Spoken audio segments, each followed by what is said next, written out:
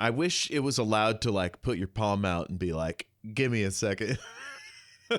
Right? Stop. Oh my God. Okay, I get it. Yeah. Oh God, the neurotypicals would hate that. Oh no. Oh yeah. Oh, nobody No, likes I to get be it. told to stop. No. And you stopped like obediently. That was amazing. Yeah.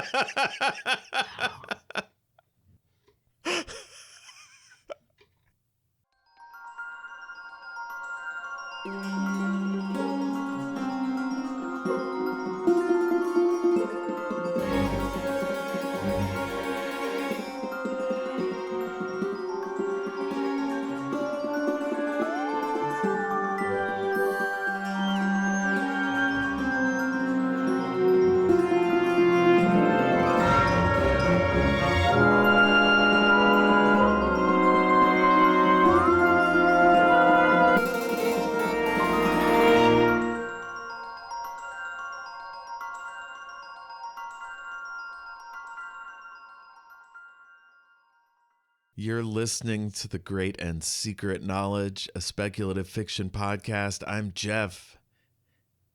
And with me is the wonderful Jessie. Hello. Hello. Welcome back to the show. My pleasure to be here. Thank you for having me. Always a good time. Oh, we're becoming like a well-oiled machine now.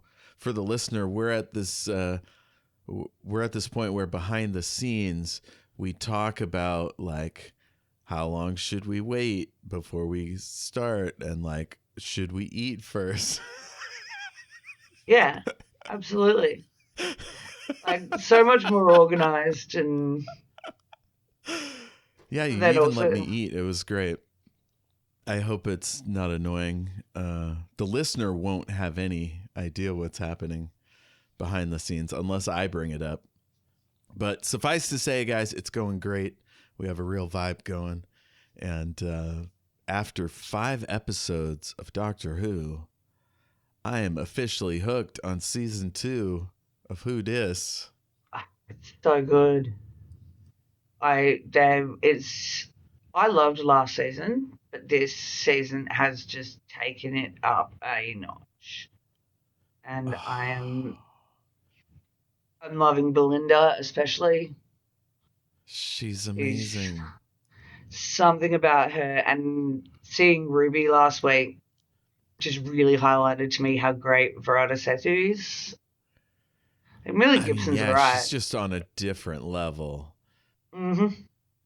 It's like she takes what Ruby, or I mean, I guess what Millie Gibson did, and like just steps it up another notch or two. Powerful Oh, stuff. I can't wait to see what else she does. I'd love to get her for more than one season, but you know, it's hard to know in these trying times what will happen.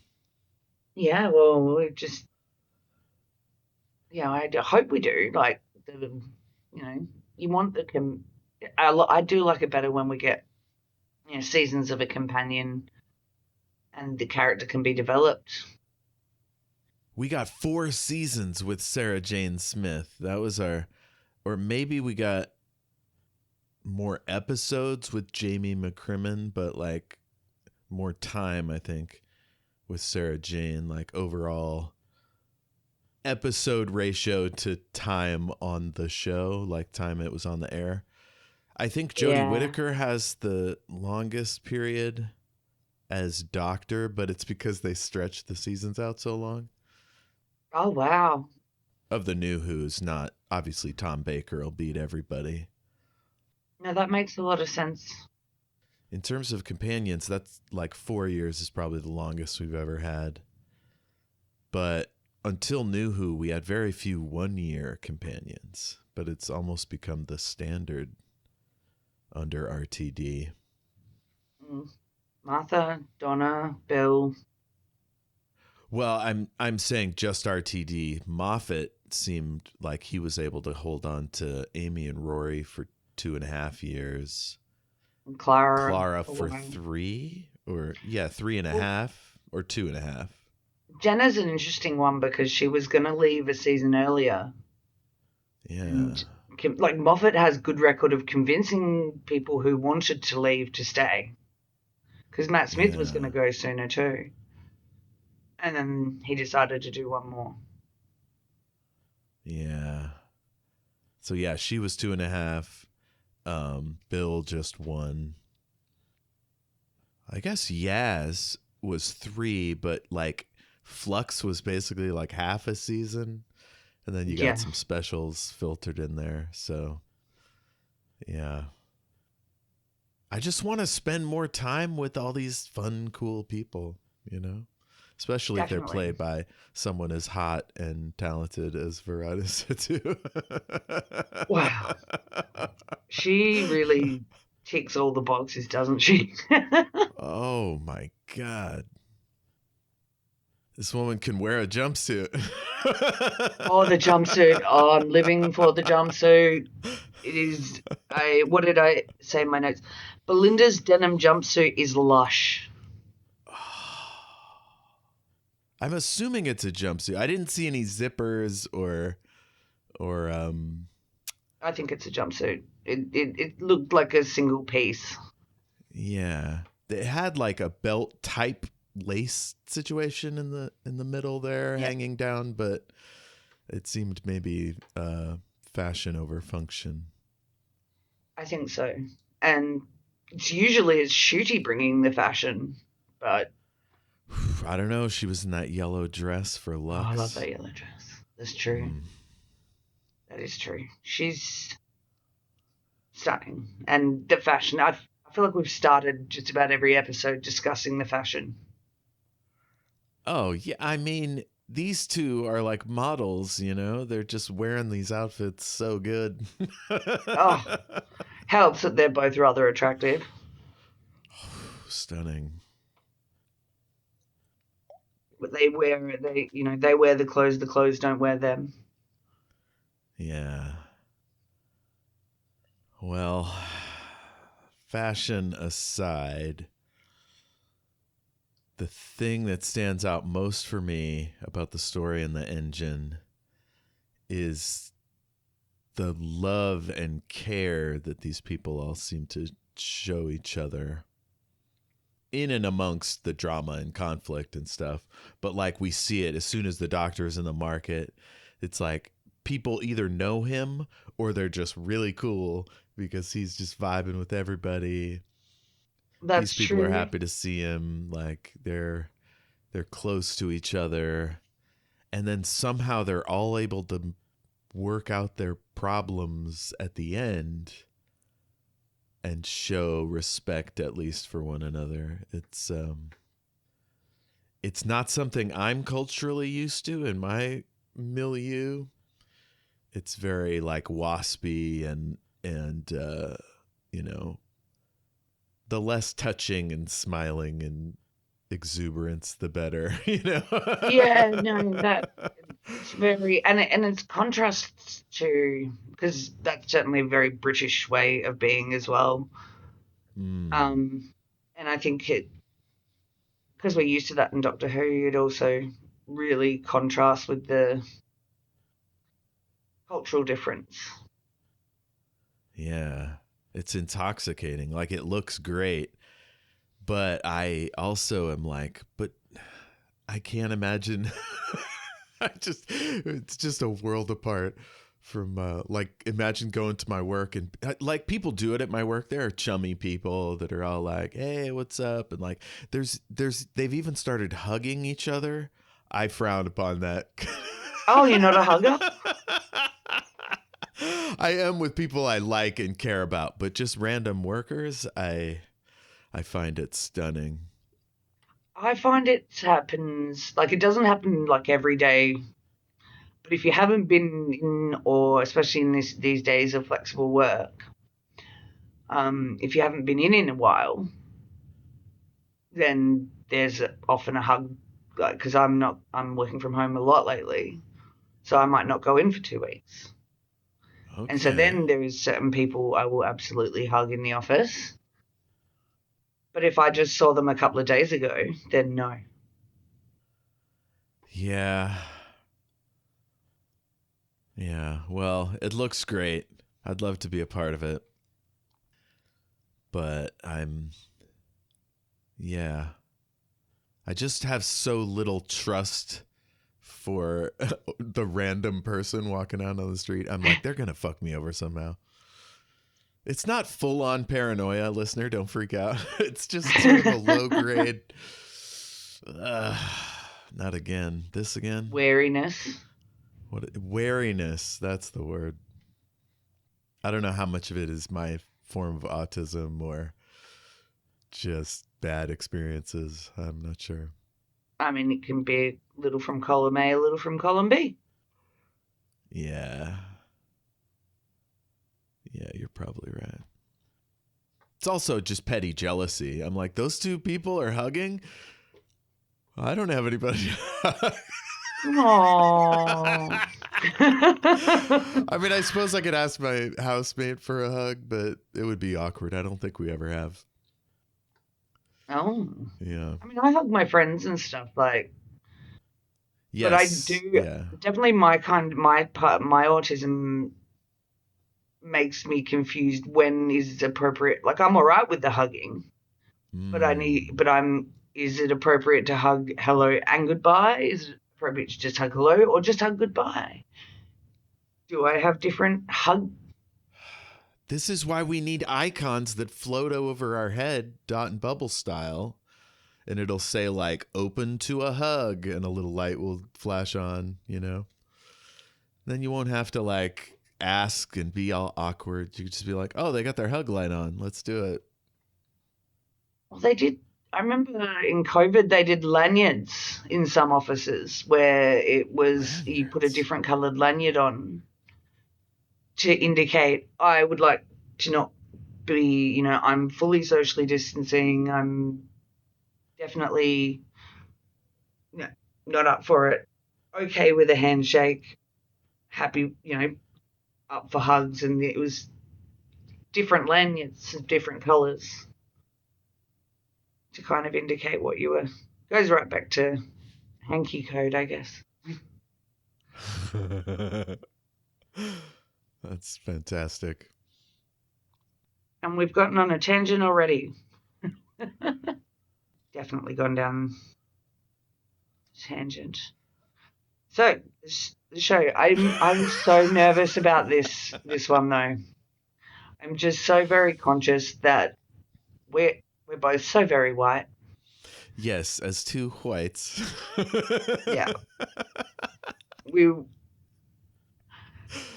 I was casting about the internet. Normally, I like to avoid all opinions before we record because I don't want to unintentionally steal people's ideas or whatever, or get all up in my head like, was this my thought or what?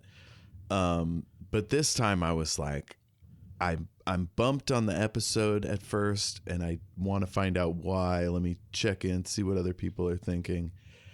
And so many people love this episode that I was like, okay, let me, you know, keep seeing what people think. And after seeing it again a couple times, like I'm seeing all that, and it's affecting me more. It's just funny how certain episodes will do that. Like, gosh, I'm trying to think. Well, Space Babies, right? I bumped completely off of Space Babies. Now I'm listening to the novelization today, and I'm finding myself weeping at like something a baby said, and I'm like, oh, precious baby. Oh, wow. Space Baby. Well, oh my God.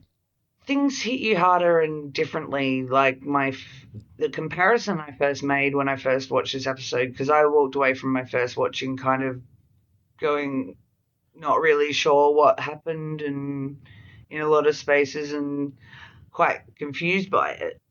And it reminded me very much of It Takes You Away, Norwegian with, well, I think it's Norwegian, with the blind girl and the bad dad and the frog. I love that It's frog. taken me a bunch of watches of that one to get my head around it, but and I feel comfortable with this one now that like after three watches, I feel pretty Yeah. good and a whole lot of personal research. So it sent me down some fascinating rabbit holes on the history of some of these gods, particularly Anansi, because my only reference point for Anansi prior to watching this episode was shamefully American Gods, and I do not need that to be. I'm like, clearly that is not, you know, not accurate to the story. So I, Yeah, it's hard to know what to think of anything that makes its way into Gaiman's work. Like anytime you have to like step away from somebody or whatever, you start to question all their work, like, or at least I do. Like, I think we've talked about The Doctor's Wife, and I'm like, was there something creepy going on in that one too? I don't know. Um, but yeah, like as a white person talking about a god like this, it's pretty great that they stayed away from this character until they had a black person to write it and direct it. mm-hmm. Yeah, I Yeah. think it was, it really kind of leaned in, and they've got this, amazing actor in Shooty, so they can Yeah. kind of work with it. And I think they did better with this than perhaps what they did with Jodie and some of the reflecting on the impact of being the first female doctor and her having to, like, the Witchfinders is, of course, the one. And I remember we were talking about that, and it was that some of it was a bit on the nose with. Yeah, I mean they were just very careful. It wasn't as bold as Russell T Davies always is, right? I think Chris Mm, Chibnall is it's just a more careful showrunner in general. Like, imagine, I mean, it's the same thing I thought about with the Captain Marvel movie, which is like they got to this level, but they're not going to make these two ladies kiss. Like, you know what I mean? Like, they're not going to go and challenge society the way Russell T Davies is this season, you know? Like, because you could fuck up. You could be like, oh, they focus too much on his blackness or whatever, you know? Like, with Jodie, they didn't let her kiss anybody. They didn't let her, live the broad range of the female experience. I don't no. think, or at least that's what it looked like for me. Not that she has to like knit and like crochet and I don't know, craft and Is that what you think garden and all women that do? stuff. What I'm saying is like traditionally assigned Yeah, female activities.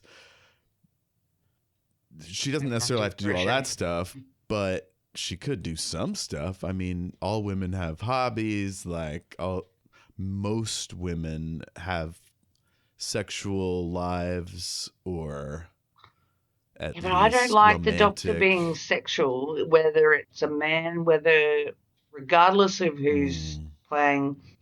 It's one of my biggest pet peeves is having, like, when there's too lovey-dovey, mm. as much Well, I as we feel like love the doctor Doris. was. I feel like Jodie conveyed concern and care and compassion and all that stuff. I think she would touch her companions every so often, like a pat on the arm or something. But like Shooty is much more tactile that way. Yes, but I wouldn't see, like, I'm like, he's very flirty, but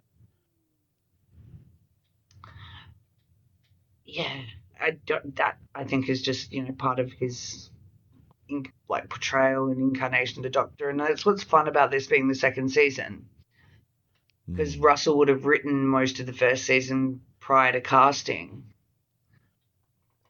and whereas this season it gives them the opportunity to get, black writers on board, black directors on board, particularly with this story.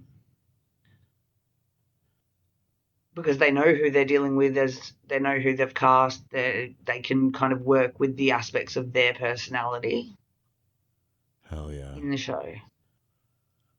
Because the Doctor does have that conversation with Belinda about feeling out of place, like not as kind of, and not feeling welcome in spaces that other incarnations of his would have absolutely been more welcomed in. Yeah, And it I've was got a really sound great. bite on deck here where let's see, he says, my body changes a lot. It's the first Yes. time I've had this black body. In some parts of the earth, I'm now treated differently. But here in Africa, in that barbershop, I'm accepted. I thought it was nicely touched on in with that exact sentence, that quote. It kind of acknowledged the experience and,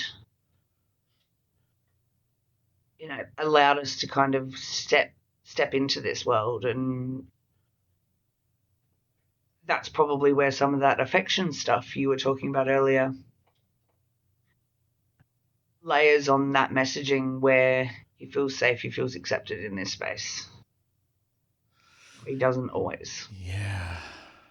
Yeah, since finding out I was autistic and like spending time with others of the tribe, like I've realized some of that. When you're always on guard, you don't really, you just get used to it. Like, so you don't really realize what it's like to be off guard until you're with your people, You can whatever unmask. that looks like to you, whoever you feel most comfortable with.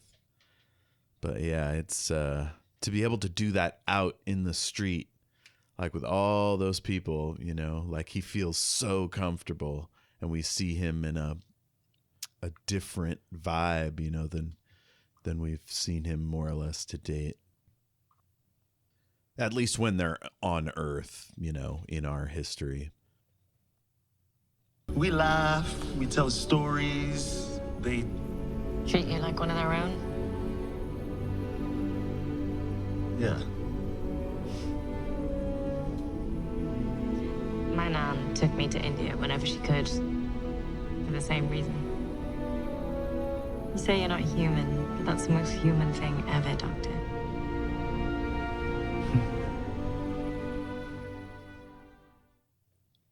I think it's very good the way they did it. You picked it up that he felt more relaxed and more comfortable, at least in the marketplace bit, before he gets down the alleyway. Oh man, so spooky. It was such a sharp contrast and I think that's why it was important to have the market there. This came to me as one of the later rewatches, because like, why do we need all this scene in the market? It's it's a whole lot of extras and a whole lot of space to pay for, when you could have just literally walked in the door of the barbershop. You didn't need that. But when you got the shift in energy from that crowded, loud marketplace, and then all of a sudden he's in a completely empty street, it's chilling. There's all the, danger, go back signs, missing people, which we've seen in the cold open. So we know that the people on the missing poster are the people in the barbershop. It was very stark. So I think it was important to have the marketplace there for a few reasons. Yeah, it was suspenseful because we've seen these fellas listening to a guy tell a story. That weird light goes from red to green, and one of them says something about the thing needs feeding. It needs feeding. It's the last line of the cold open. Yeah, so knowing that something needs feeding, it's in the barbershop. The doctor's on his way to the barbershop, and suddenly there's nobody around. Like, it's scary when you're in a city and nobody's around anyway. Like, it feels like somebody could be right around the corner and nobody would come running if I yelled. Ugh. Very Scary scary. stuff. I'm trying to think of other times Doctor Who was in a town where nobody was. A town called Mercy has its moments. I was thinking about that, but all the townspeople come out, and yeah. that's that. I'll have to think about I it. know. Deserted When streets. Martha and the tenant doctor go to New York and they're in gridlock, they walk in this empty space before the shops open up. Yeah. Yeah, I was thinking about that, but I was like, that doesn't count, right? Because those people are all there. But it's like, they got there right before opening time. I got to say, that was a weird setup. Everybody opens their doors at the same time. Nobody comes out. And puts out a sign. They just open up their back door. Pretty weird. Yeah, I mean, I kind of got the food truck vibes. Yep. They were all kind of in there as little food trucks, and there's the example, which is the Dalek city in the Daleks, or Dalek invasion of Earth, because the Daleks have wiped out the whole town, city, whatever, enslaved the humans. Interesting. Robotized them. Have you seen the Dalek invasion of Earth? A long time ago. So much of my classic Who experience is like 30 years ago. They made a movie of it with Peter Cushing that's at times. Oh yeah, that one. Incredible and terrible at the same time. And Wilf is in it. Bernard Cribbins. Yeah. May he rest in peace. Oh yeah, the king. So we're in this deserted street. We get to the barbershop. I wrote, Belinda looks adorable in this overalls-inspired outfit. Is it a jumpsuit? What's up with that belt? We talked about all that. So Doc does his thing with the Vindicator. Then he comes back in. He talks about being black. We said all that. And Belinda is moved by this, tells him to go out and enjoy himself. Outfits are fantastic. He's calling somebody an auntie, another an uncle. Men are missing. Let's see. So the doctor comes into the barbershop. These guys are freaked out. Suddenly in the TARDIS, an alarm goes off. Everything goes red. The TARDIS looks so cool when the lights are doing weird shit. Yeah, I don't understand why we needed the alarms. Well, I can think of a canon reason. Is that your beef, or is it just you didn't like it and how it I didn't think it was worked? necessary. Okay. I understand in canon why it's necessary, because an interdimensional gateway opening up on the Earth at a time it isn't supposed to might make the TARDIS, what's it called? The clarion call? The cloister bell. The cloister bell. It makes sense that it would go off, but mostly it's just an excuse to let us see Verada Setu in her awesome jumpsuit. Well, I mean, I really what else like is your she theory. doing in there, right? I would have loved it if she was changing clothes, making breakfast, but there's no chairs in the console room. That's true. She's got the jukebox, but I mean, I wrote, why can't Belinda just be playing solitaire? Solitaire, with cards or on the scanner? With cards. Okay, cool. Old school, just sitting there laying out Game of Patience, or solitaire. I just like that better than her being all panicky. And there's been more than one occasion we've had a companion kind of trapped, or no, she's not trapped, but in the TARDIS when things are going off. Oh, one of my observations though, I will say, is Belinda speaks to the TARDIS and expects the TARDIS to listen. And because varying companions have all gotten along with the TARDIS on varying levels. Like, we know the TARDIS and Clara didn't like each other. That banter was a lot. Whereas Belinda, she kind of asks the TARDIS, what's going on? Why are you going off like this? And she said it in such a way that I kind of expected, like she expected to get some sort of answer. Yeah. Okay. So what I think is happening here is that she's a nurse in London, right? Multicultural city. She's probably used to communicating with people that she has no idea what they're saying, or they have different ways of thinking or whatever. And so she's like, well, it may not use words on a screen or a voice, but like it probably understands me. It understands the doctor. So conversely, doctor's not here. I'm going to take over.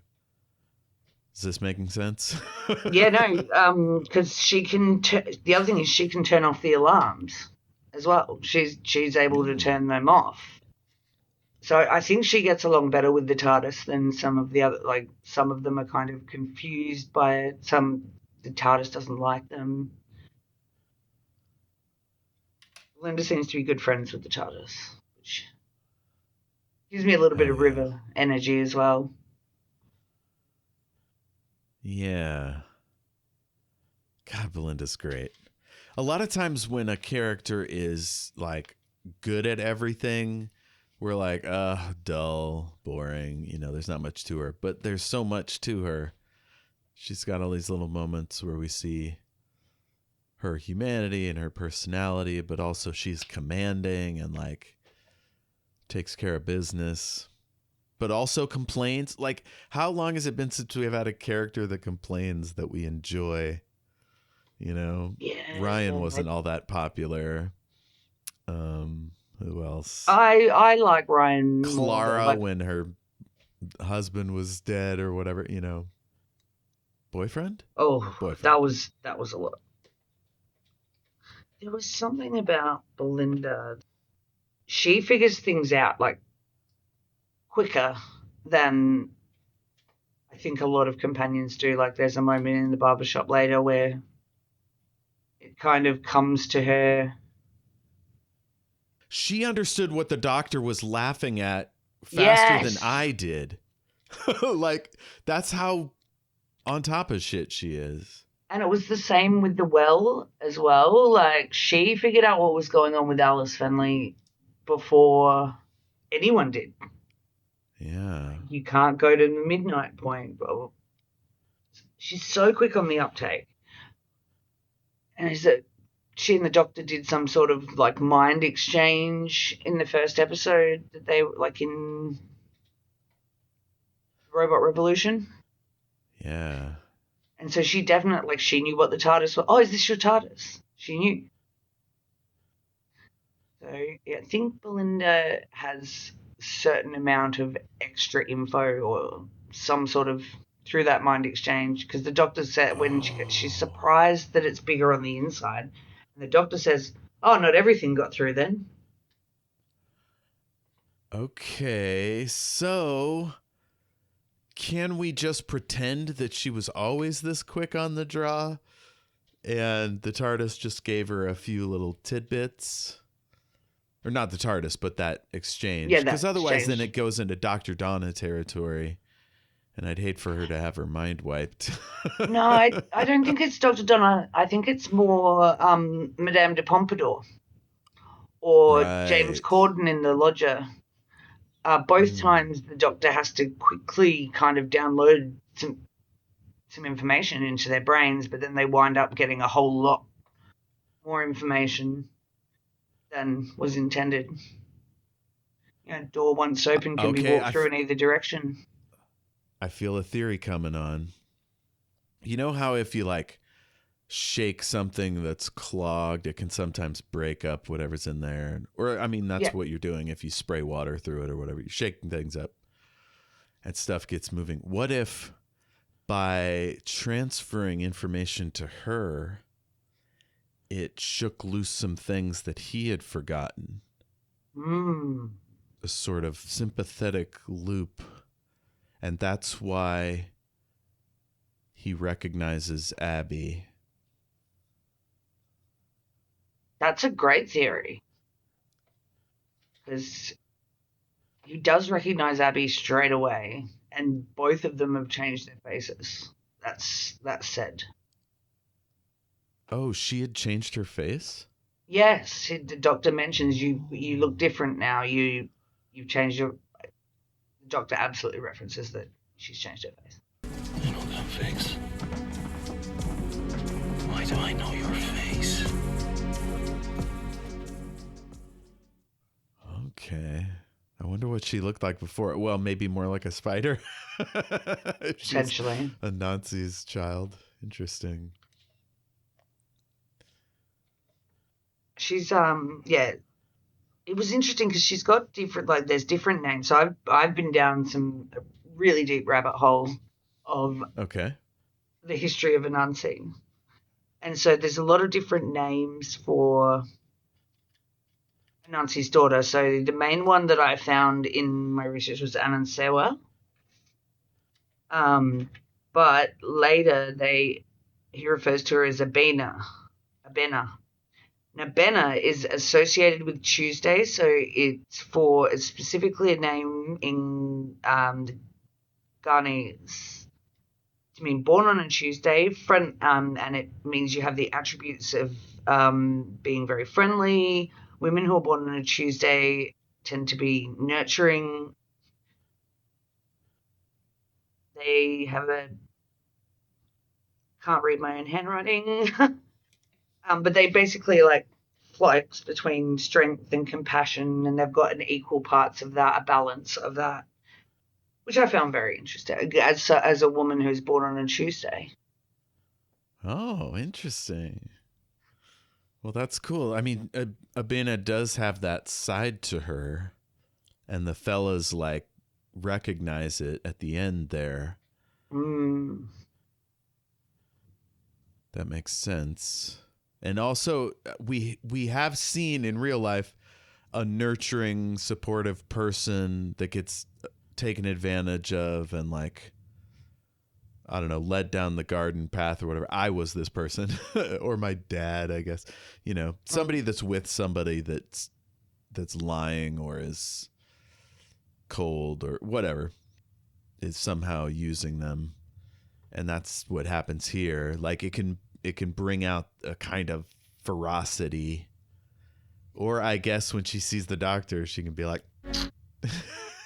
like, she's got her nasty side to her as well. Well, she's bitter. She thought the doctor was going to save her. Yeah. I will say, if I'm critiquing either, I don't know if it's her performance or the direction or the writing, but she didn't come across as godlike, really. She seemed very human and sort of grounded.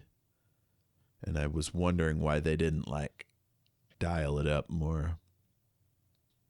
Maybe to get the reveal. The reveal of who she is, because we don't find, like, the doctor says, I know you. Where do I know your face from? Where do I know you from? Yeah, I'm thinking after he tells them that she's the daughter of... Yes. I think Shooty says she's the daughter of Anansi at some point. Yeah, a bit later in the episode, she twigs. Yeah, it's after the barber tells his story. The barber never has a name, which was interesting. He was so self-obsessed. Ugh, that guy. Absolutely on a mission. That he was like bitterness hardened into cruelty, whereas she was like sitting with the bitterness. He turned it into something much, much worse. He didn't just enslave these guys. His goal was to, like, execute his family, basically, or his... The gods, all of them. Her family. Her family. Yeah. Because that was when she suddenly has her face turn, comes back and starts helping the doctor instead of helping the barber. So as the doctor comes in, Obioma's done with his story, and then his hair grows out. And then Rashid tells a tale about Yo-Yo Ma, who came across a shaman playing a song. He wanted to hear the same song again so he could like record it. And the shaman's like, every time is different, you know, it's all got its own context. And that's why somehow that's why appointments are a bad idea in Africa. Oh, that's right, because it's different. Well, there's a lot of different cultures, I think, have their own concept of time and varying importance on punctuality or lack of importance on punctuality. I certainly had some of my New Zealand and Pacific Islander friends talk to me about island time. Mm-hmm. Mm-hmm. And it runs... So it's different, that I expect this from my hippie friends, right? There are a couple of my friends who I love them to absolute pieces, but I've learned if we're making plans, I tell them half an hour earlier than what the plan is, in the hope that they might only be 10 minutes late instead of an hour late. I mean, it sounds like with this kind of situation, 3 hours is better. Like I can't imagine. I remember at my first kind of banquet event, it was with the A. Philip Randolph Society organization. It was a labor organization founded by or inspired by, maybe it was founded by this gentleman who was a big deal in the Black labor movement. He organized the Pullman Porter cars. Anyway, it was this like labor organization full of Black people. The event was put on by them, and it was so long. Like there was like local kids brought in for to do music, and then another group. Like so it was the what do you call it? The agenda, the schedule was packed compared to like meetings that I'd been to organized by white folks. Like they had it down to a science when the second course would come out, and like how long you would spend explaining the auction items, and like, you know what I mean? Everything was like regimented, like it was a war or something. Yeah. And it would last 2 hours, and that was it. So yeah, I can see if your culture doesn't care about lateness, everything would have to take longer from start to finish, I would think, just to accommodate everyone.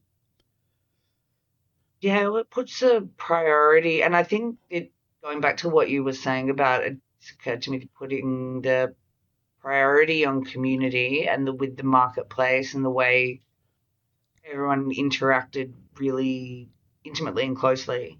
I think of my local bakery, mostly family run by a Greek family. And you go there to get your coffee, and you expect it's going to take a while, and because every single person that comes in, they treat like they're the number one best guest customer. How are you? Like it's just an expectation. So I know if I go there for coffee, it's going to take longer than if I'd gone just to one of the ones in the city where just burn and churn through. Here's your coffee, now get out. So maybe it's part of that. It's like things take a little bit longer because people are taking more care with each other. Yeah, I like that. And that's a very community-minded thing, because I think that's certainly something we do terribly. And I was watching a TV show where it had talked about different, it's called You Can't Ask That, and they get marginalized groups and they give them random people on the internet can ask anonymous questions. So there's ones on sex workers, there's ones on meth junkies, there's ones on homeless people, there's ones on politicians, there's ones on drag queens.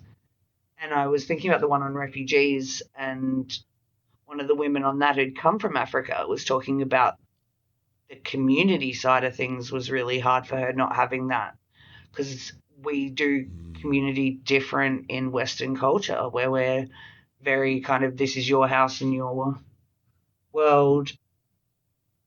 And you're not necessarily friends with your neighbour. You wouldn't go to each other, just pop in. So I think that all kind of ties in with it. It all ties back to that respect for family, respect for community, the village to raise a child. That's the auntie and uncle thing as well. Like, that's just a term of respect. Yeah. Whereas we're very, this is my house with my family over here, and we'll look after each other here.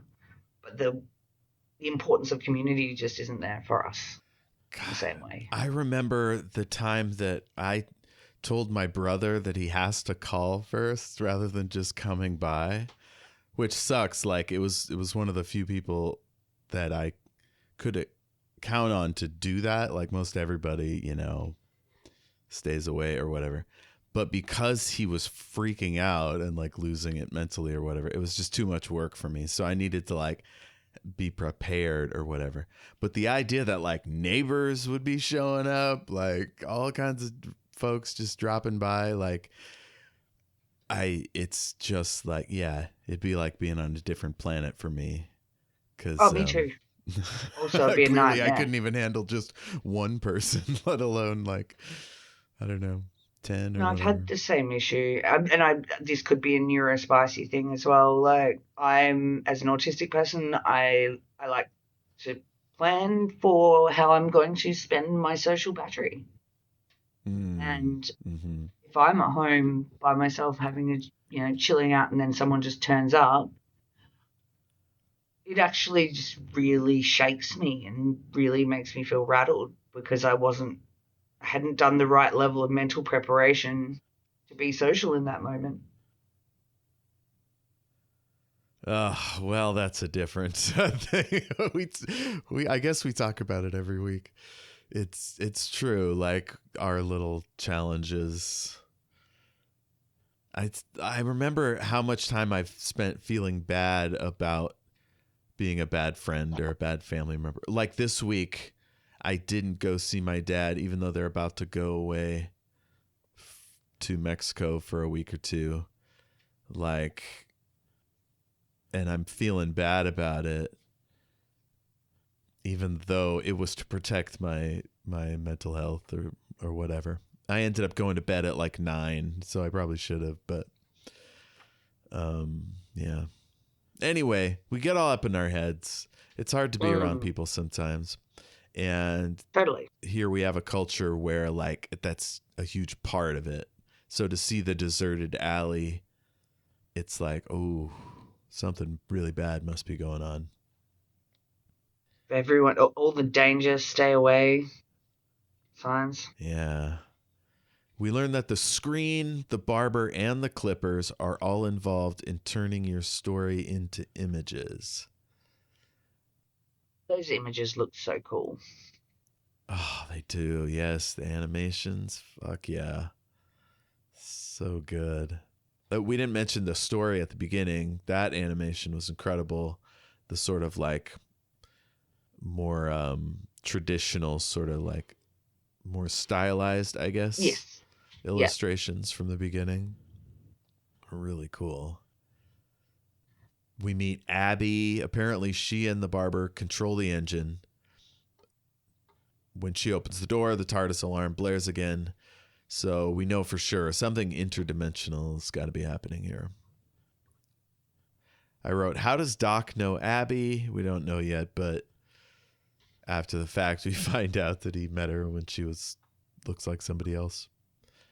Yeah, they do drop a little hint there.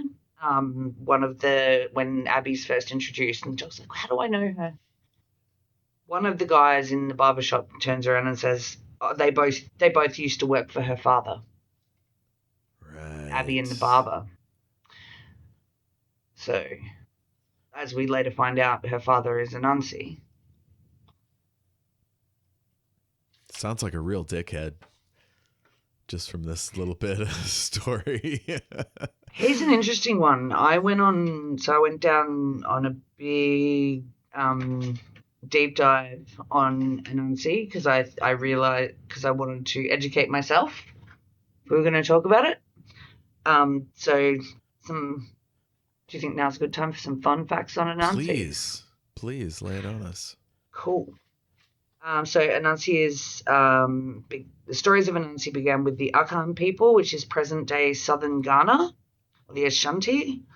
Anansi literally translates to spider in the Akan language. It's a spider totem of knowledge, stories, trickery, and wisdom, which also then spread to the Americas via the slave trade. Anansi's stories usually involve him triumphing over more powerful opponents through cunning, creativity, and wit. Mostly represented in an animal form, sometimes half human, half spider, spider with a human face, human with spider features. So that's where I think the dreadlocks were particularly, because they looked very spidery. Kind of leggy. Yeah, exactly. Yeah. So he has a mission to see his daughter married. Well, that comes into it. But it's also celebrated as a symbol of slave resistance and survival because Anansi usually triumph through intelligence rather than brute strength. So it also was a means for African slaves to assert their identity while in captivity. Now, I remember you said this is, how is it tying in? We were talking about how it ties into storytelling. So there's so many different Anansi stories, but I've just got one here for us that I think ties it the most to this episode. So, okay, listener, imagine your magic wall screen creating these images. Go ahead. So in the beginning, all stories belong to Nyame, and Nancy, who was the sun god. Anansi resolved to bring the stories down from Nyame to the sky god, to Earth. So Yah goes up and asks for them. Nyame tasked Nancy with 4 challenges to collect Onini the python, the leopard Asebo, Mboro the hornet, and Matia the fairy or forest spirit. There's varying, these stories, because it's an oral tradition, do vary quite a bit depending. So Anansi captured them all using tricks and cunning. So Nyame was so impressed with Anansi that he gave him the world's stories, and Anansi took them back down to the earth and scattered them amongst the people for the people to share. So the mission is always that cunning is better than strong. So that's, I think, that's probably my favorite of the Anansi stories I read. And I think it's the one that ties the most into this episode. So Anansi is very tied in with storytelling and the creation of storytelling as a tradition. That's really cool. I'm reminded of Brer Rabbit and then his more modern analog Bugs Bunny. So you mentioned Brer Rabbit. Actually, on one of the on the Wikipedia, there's a whole section on the connection between Anansi and Brer Rabbit. Oh, nice. So there's, which is when more you're accurate. weaker, you definitely need that innovation and cunning. Absolutely. So that is inherently tied in to the tales of Anansi. So it was a leopard, a spirit, a leopard, a forest spirit, a snake, and a hornet. A hornet. And Anansi uses different stories. Well, it was a bit of a surprise, but each of them, he used some sort of trickery to capture them. Like, for example, with the snake, he came up and said, I don't believe I think there's this pole is longer than you. You're not as long as this pole. And so the snake stretched itself out next to the pole to show that it was as long. And Anansi quickly tied it to the pole with his webs. Nice. Very cool. It's all kind of, and that's the other thing with Anansi stories. They almost always have some sort of moral lesson, like a parable or a fable. All of those kind of have a message at the end. Traditionally, so do the Anansi stories. Let's see. My next bit. So Abby comes in and she's like disgusted by the doctor, sucks her teeth and goes on by. And then one of them says, "We know who you are." What have I done? We know who you are. Intergalactic busybody Time Lord, last of his kind and so on. So you told them, Omo. How could I not? You are the greatest story I know. If you put it like that. I was surprised to know that a human knew who he was. Well, we got that explained to us in the beginning, though. The cold open was Obo talking about meeting the doctor and sharing that story with everyone else in the barbershop. Yeah. So I just attributed all of that to Obo not keeping his It's mouth funny, shut. Ruby keeps his story to herself, but these guys are just spreading it around almost like, "Hey, man, you got more stories than any of us." So he starts telling his stories. It's true. We learned that the barbershop is traveling. Omo tells how the barber showed up. He showed up and offered to cut Omo's hair. And then as he did that, some sort of magic transferred energy from him to the barber. Yeah, the doctor thinks he's got it outsmarted and is going to get everything until the barber puts the cape on the doctor. Oh, You see the yes. panic. That was intense. Yeah. Oh, did you notice that his clipper cover was like wood and it had like a totemy face? No, I He did not. shows it right at the camera at one point. Interesting. Right before he throws the cape on the doctor. The light goes off. Doc agrees to tell a story. And then Doc tells one of Belinda's stories. This was an interesting choice. I get the messaging, that sometimes the simple stories, or was this an excuse they needed to shoehorn Mrs. Flood in somewhere, and in the middle of an African market in Nigeria probably wasn't where you'd expect to see. I think even in a Dalek story, they could have shoved her in there somewhere. I don't know that it because we already know she's around, what's her name? Belinda. She's in the same time period. So I don't think it's quite necessary that she be in the nurse's story. Do you think RTD said, "Hey, could you make one of those stories be about Belinda so we could seed a few things in there"? Because it's very good character building for Belinda. Yes. Yeah. And it's a way of getting her more into the story, I suppose, rather than some story that viewers might not have seen or have seen, and then you're reusing old footage like they did during The Well. Oh, and it also shows us that his story is in like full Technicolor 3D compared to their sort of arty pictures. Oh, that's true. That's true. Which I think, correct me if I'm wrong, but I think conveys that how much more powerful his mind is compared to these ordinary humans. Yes, I think so. Maybe even the barber comments on it as well. Oh, definitely. Once they're done, the doc is all exhausted. His hair grows out. And Abby is like, yeah, the doctor has so much more energy for the engine. And that's when you realize that they're not just weirdos with powers. They're space people, right? They know about engines and, you know, spaceships and stuff. Yeah, that's true. Oh, there was this really nice thing that I wanted to soundbite from the Belinda story, which was when the lady comes back.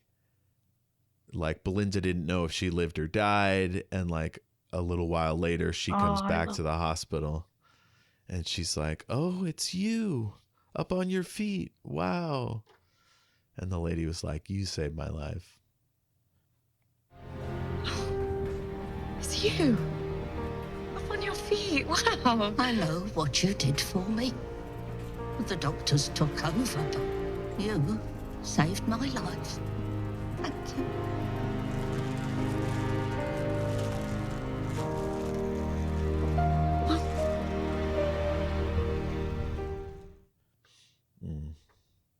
Yeah, give the nurses a pay rise.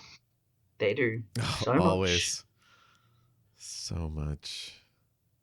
Yeah, we need more of them in this country for sure. Oh, yeah. Even during COVID, they were trying to cut hours. Like, just vile system we've got over here. Oh, yeah, no, I've got, an auntie that's a nurse. I've got multiple friends that are nurses, and the effort that goes in and the going above and beyond because they have to do everything. I really think they've highlighted this several times this year with Belinda. Like, they're really running with this doctor and nurse. Yeah, it's important. Fundamental part of her character. Again, with the Martha comparisons, but it's similar. Like, even Donna, those who have jobs and are not just 19-year-old hanging out at home, being in a band, hanging out with your boyfriend on the Powell estate, kind of Rose and Ruby. Those that have careers do mention it quite frequently. Yeah. Martha being a doctor comes up a lot. Donna, best champion Chiswick. I imagine if I was on adventures, I'd be like, well, as a mailman, I've learned this and that, It's hilarious. Oh, man. You can't help it. Yeah. Abby does something with a remote to lock the door. And I was like, is that a sonic screwdriver? What has she got there? It's the thing that makes them be the only ones that can kind of go in and out, her and the barber, whereas no one else can. And when she does that, the TARDIS alarm goes off again. And this is when Belinda talks to the TARDIS and is like, tell me where that is. I need to go there. And that's how she finds out about Omo's place. And this is when the doctor is like so fucking pissed at Omo. He's like, you knew about this and you dragged me out here. You planned this, Omo. I have to get these men home. Yeah, because I have no home abroad. I'm expendable. The families need them. And I have no side of matter. Doctor, you have stories. That's all I was thinking. I love this shop. I loved you, Omo. I thought it was a home for me. I was safe. We had last week the companion being betrayed. This week we've got the doctor being betrayed. And he looks genuinely hurt. His safe space has been taken away from him. Absolutely. Oh, God. And because I have no home, what? I'm expendable? Oof. That is brutal. So he's like, fuck it, we're leaving. And they're like, Doctor, no, don't open that door. And it's some crazy open the airlock shit. They're all being sucked out. Yeah, and that's where the first time we see the giant spider. Yes. My only note from this, because I was so locked in, was that spider gravity scene was way more stressful with the headphones on. There's just something Was about that like the moment? the speakers didn't quite convey how fucking scary it was. Like, and you can't even tell which way is up at first. Like, you're like, what is that? Oh my God, it's a giant spider with mechanical legs. What? Yeah. Carrying them on the back. So It reminded me of the star whale from The Beast Below.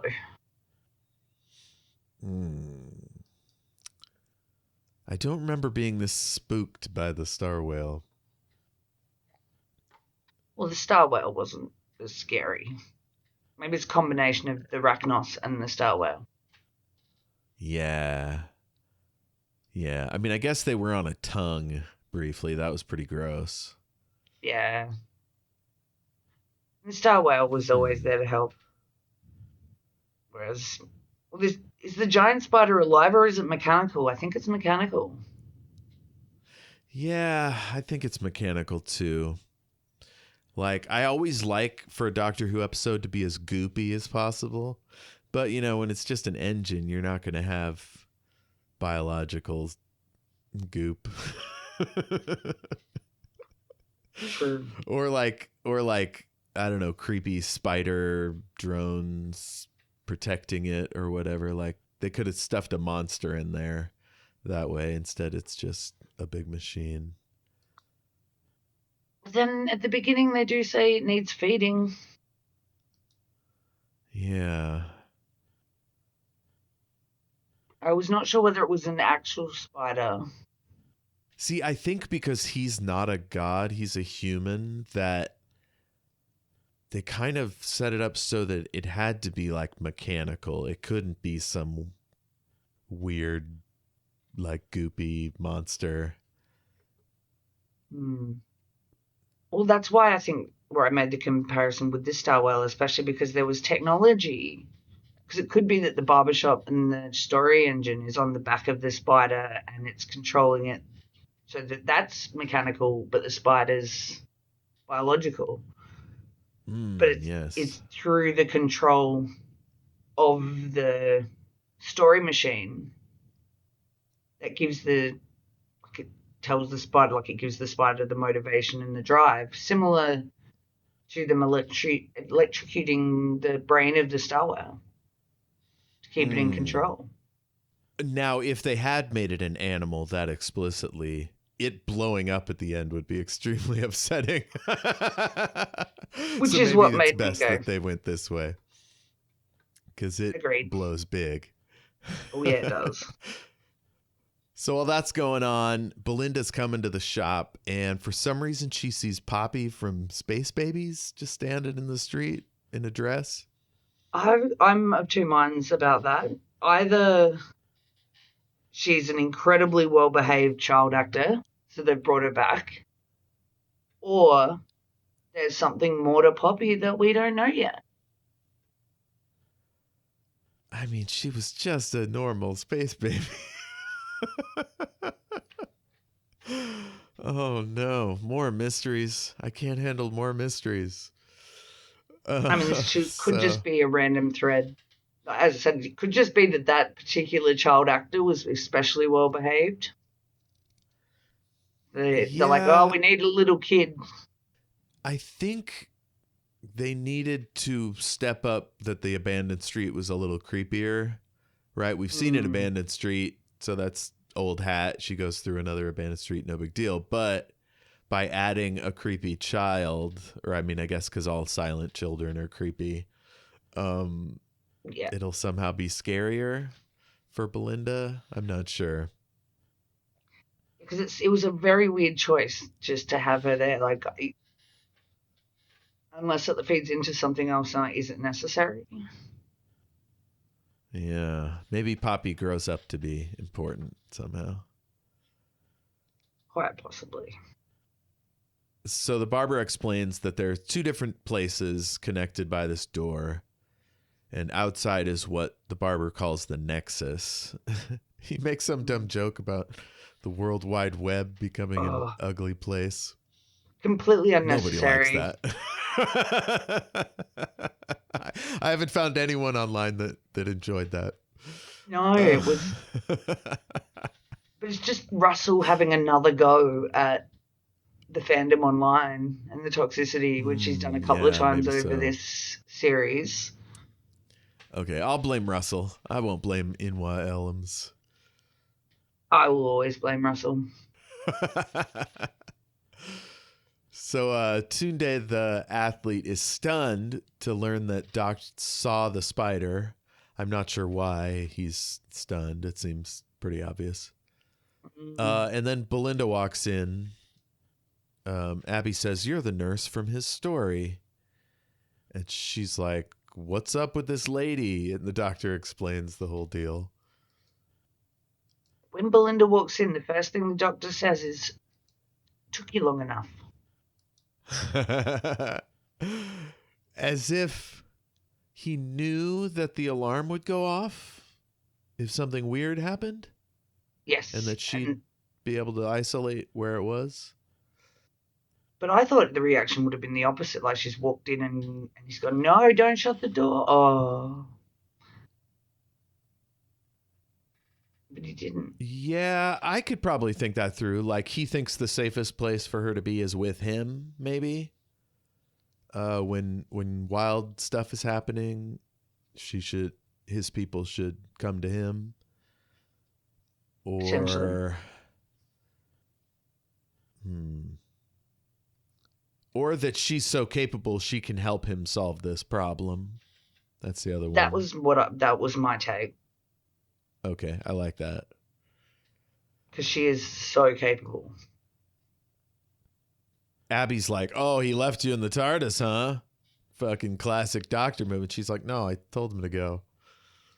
Yeah. I wanted him to enjoy himself." And Abby looks jealous or envious of Belinda. The more I see this, the more I'm thinking, was she playing it like she had been in love with the doctor?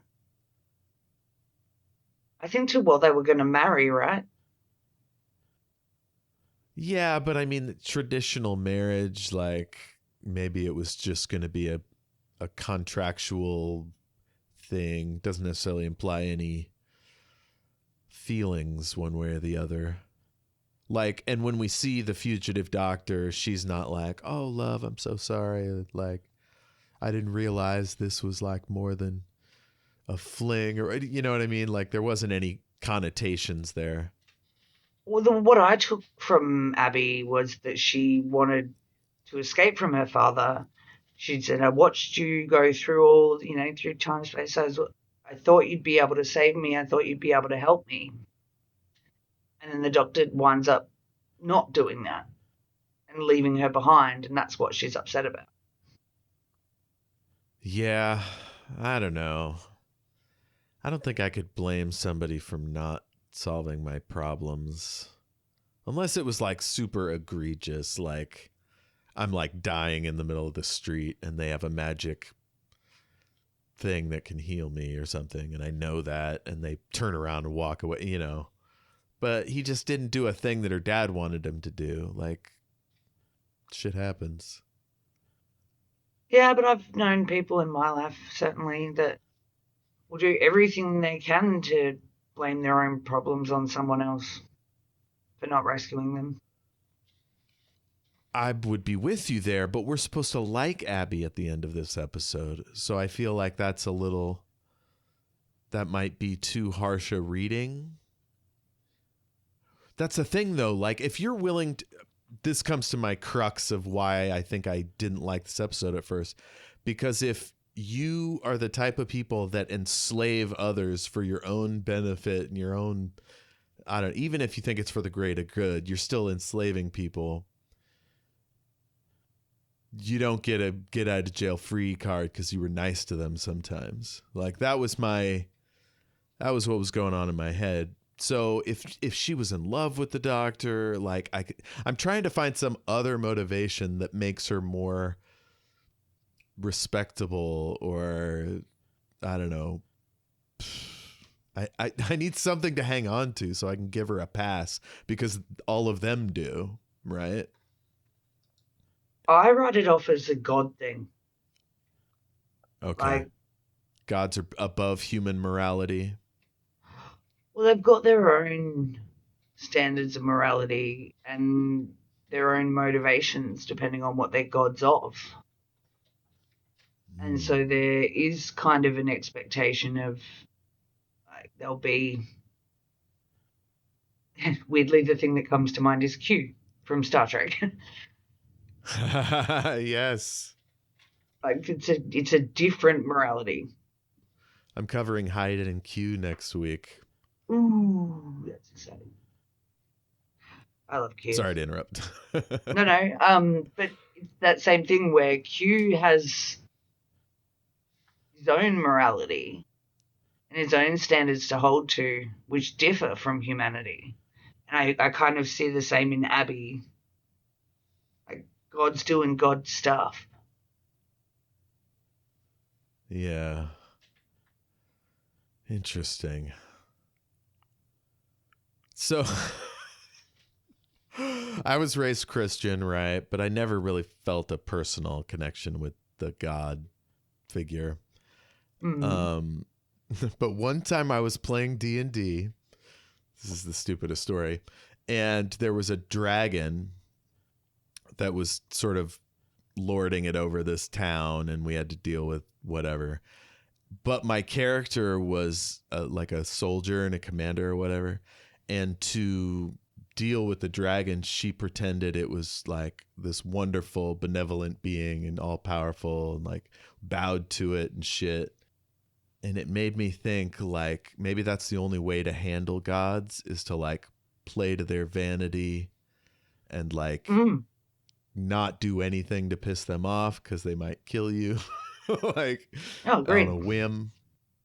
And so maybe that's why the guys like bowed to her at the end, or whatever you call that laying down bow that they did. Thing, I called it planking. Yeah. Just to be like, hey, it's been nice working with you. I never want to see you again, but here, like, you know, you fed us, I guess. And I think the Christian God differs from most other God stories. Because they've got like all of, like, I always, think back to like ancient Greek mysticism. The gods have all got their own agendas, and they're all going around and messing with humanity, messing with each other to achieve their means. And that doesn't necessarily fit into like a, benevolent parent figure image that the Christian God gets portrayed as a lot of the time. When you've got lots of different gods, they all do different things. It's funny, Belinda, the way Belinda deals with her is by treating her as just a slightly more elevated person, but even like teaches her that like just because she was hurt, she doesn't have to hurt others. Like, very odd thing. It's almost like she sees that the doctor isn't deferring to her power, and so Belinda won't, like she's just coming at her like an equal. I don't know how I'd handle a god. I'd probably just stay the hell away from them. It's usually the most sensible course of action in any kind of fantasy or mythology I've read. Just stay away. Don't get involved. Because they're going to, gods are going to do weird and dangerous stuff, and they're probably not going to be bothered by who they hurt. Yeah. Let's see.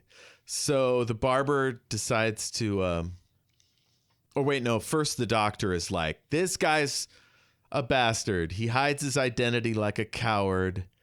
You know, he's letting Belinda know that he just stomps around and makes himself look big. He has no real power. He hides his identity like a coward, a troll on the web. Don't be scared.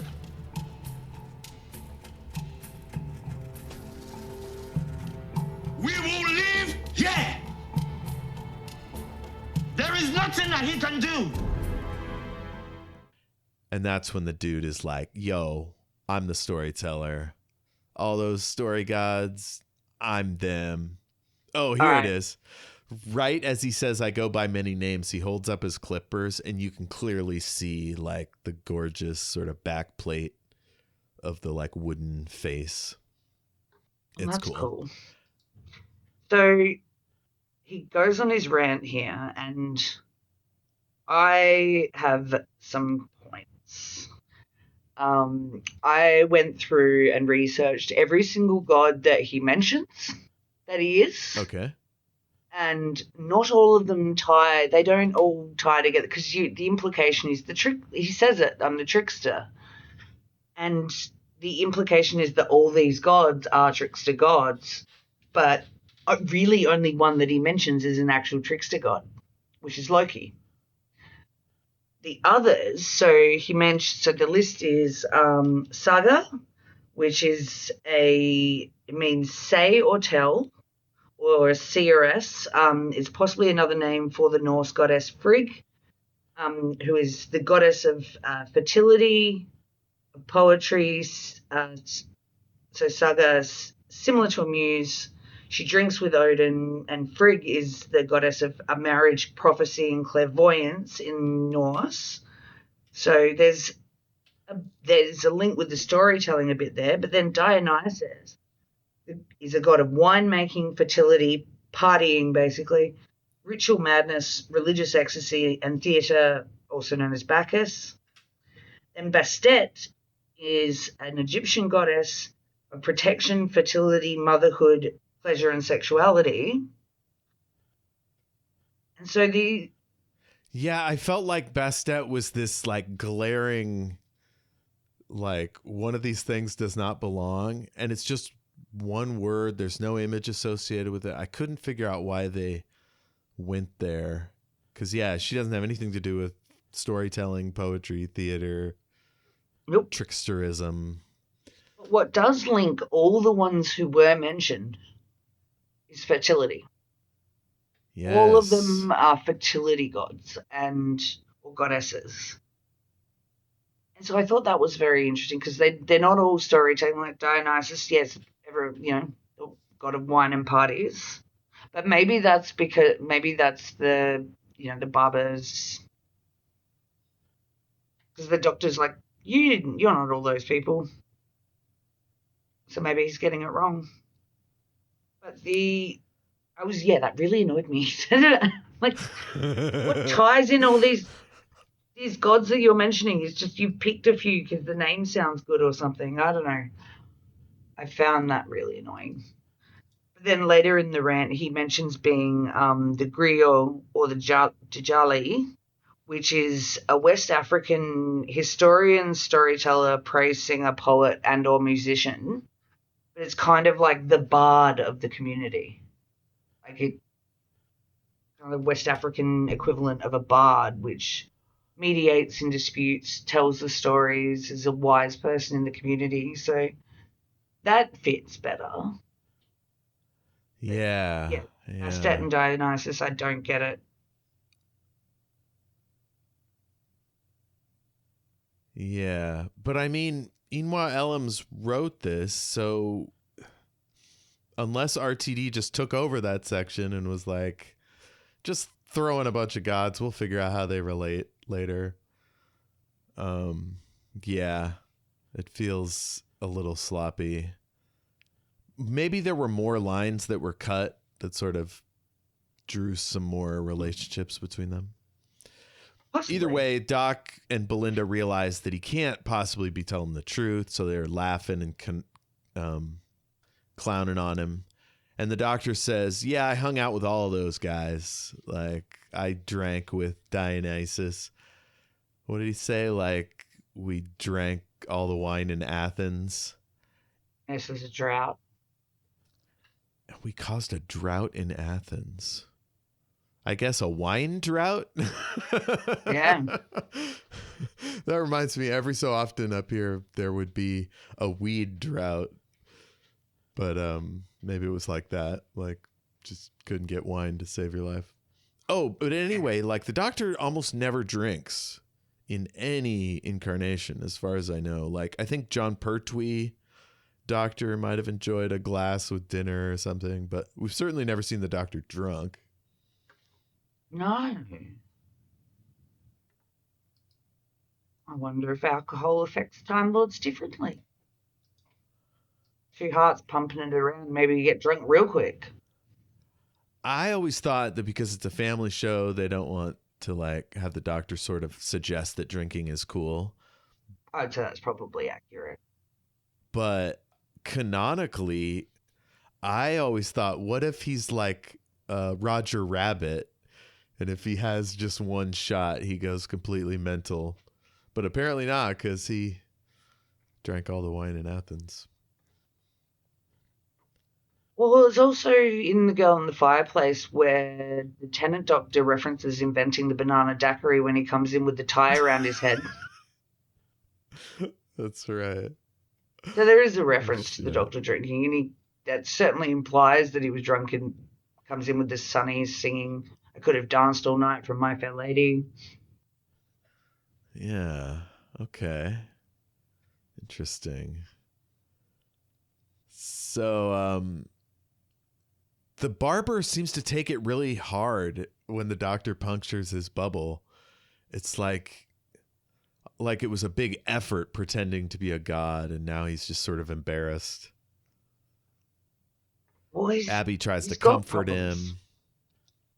He's got problems? No, he's got problems. Well, yes, that too. But he's got problems with gods. He claims that he was behind all of them. Like, what a bizarre power trip this guy is on.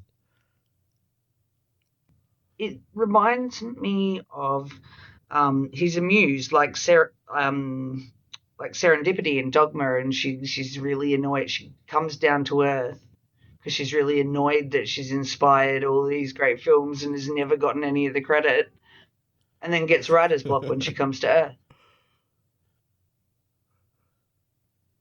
That's a theme with muses. I think they can be a bit put out that their credit, they never get credit for the. Whenever I hear the word muse, I think of the Deep Space Nine episode called The Muse, which is where Jake is visited by this godlike being that eats stories. Oh. Wants him to write this particular story. That ties in with this quite well. I can't shake the feeling that either Ellams or Davies is playing with the idea that like somebody who creates something is real fussy about it and like wants credit. But that's pretty vague. He says, I was once human, and he goes through that whole thing. The gods chose me to strengthen their bonds with humanity. But then he goes beyond like I served a useful purpose to the gods only exist now because of me. I was once human. Whenever we told stories, the storytelling gods would grow in power. The gods needed to strengthen their bonds with humanity. Wherever they told stories, I went. I told their myths, their legends, cleaned them up, printed them in books, so that the gods could be worshipped. That was my job. They only exist now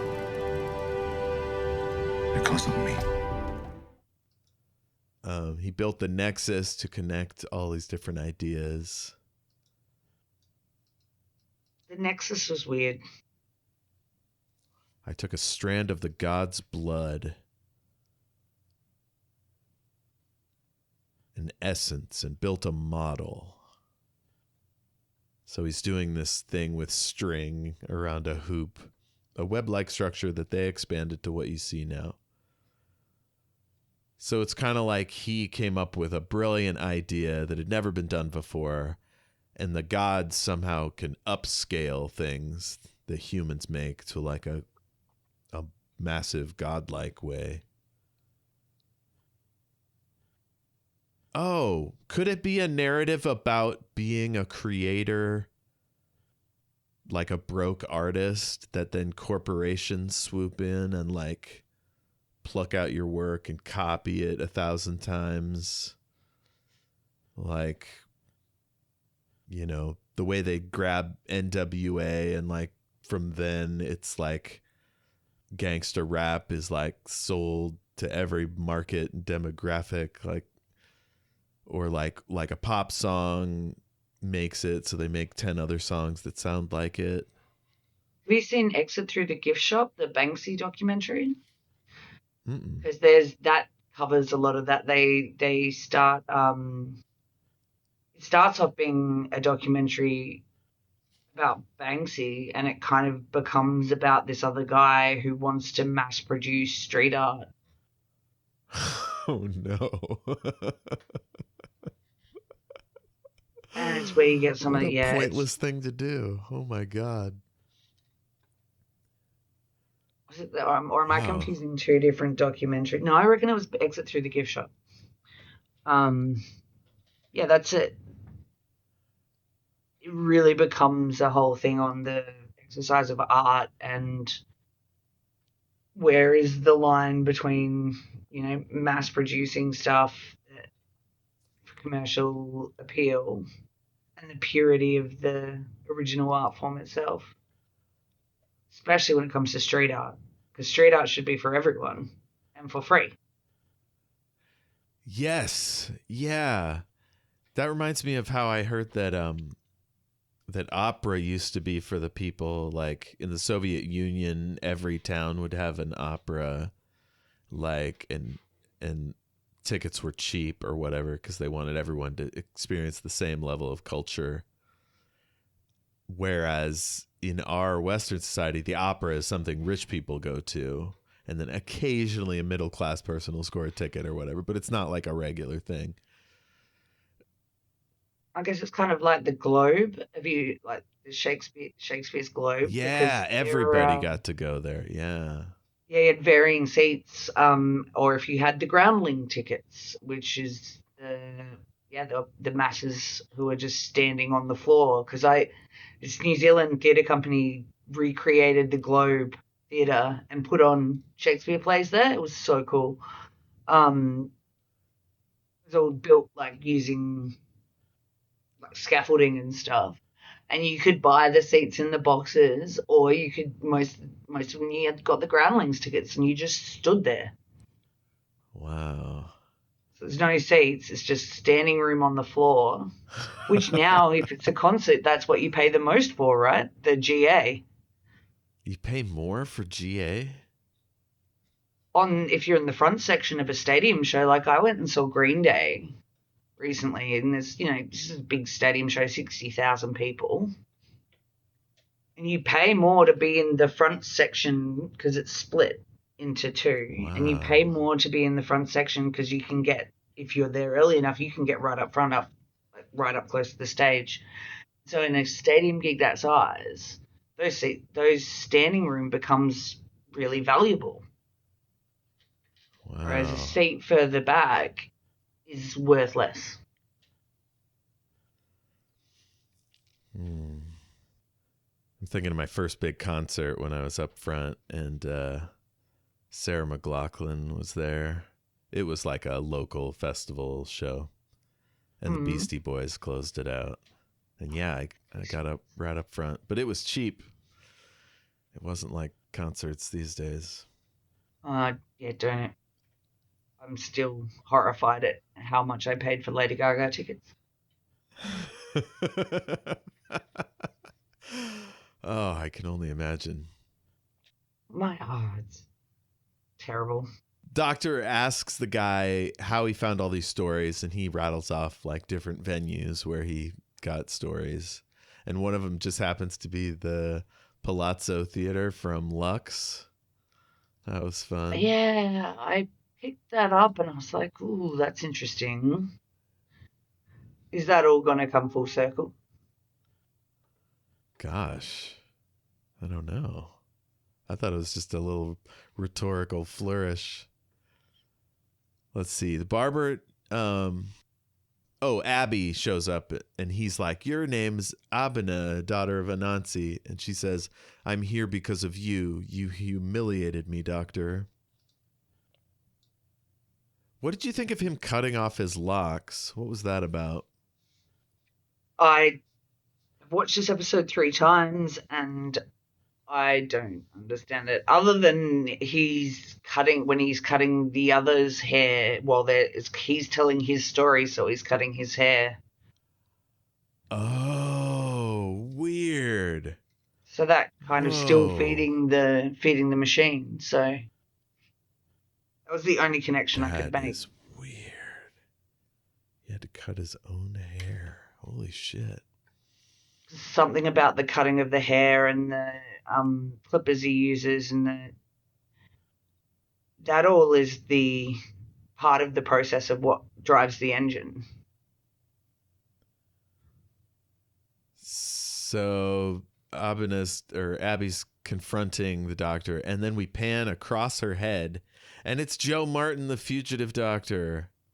Woo! And she's like, frankly, my dear, I was a fugitive. I had other shit going on. And then she says, I was busy in a different story that might be finished one day. Is that just a teaser to Big Finish? That's just a forward plug for her upcoming Big Finish audios.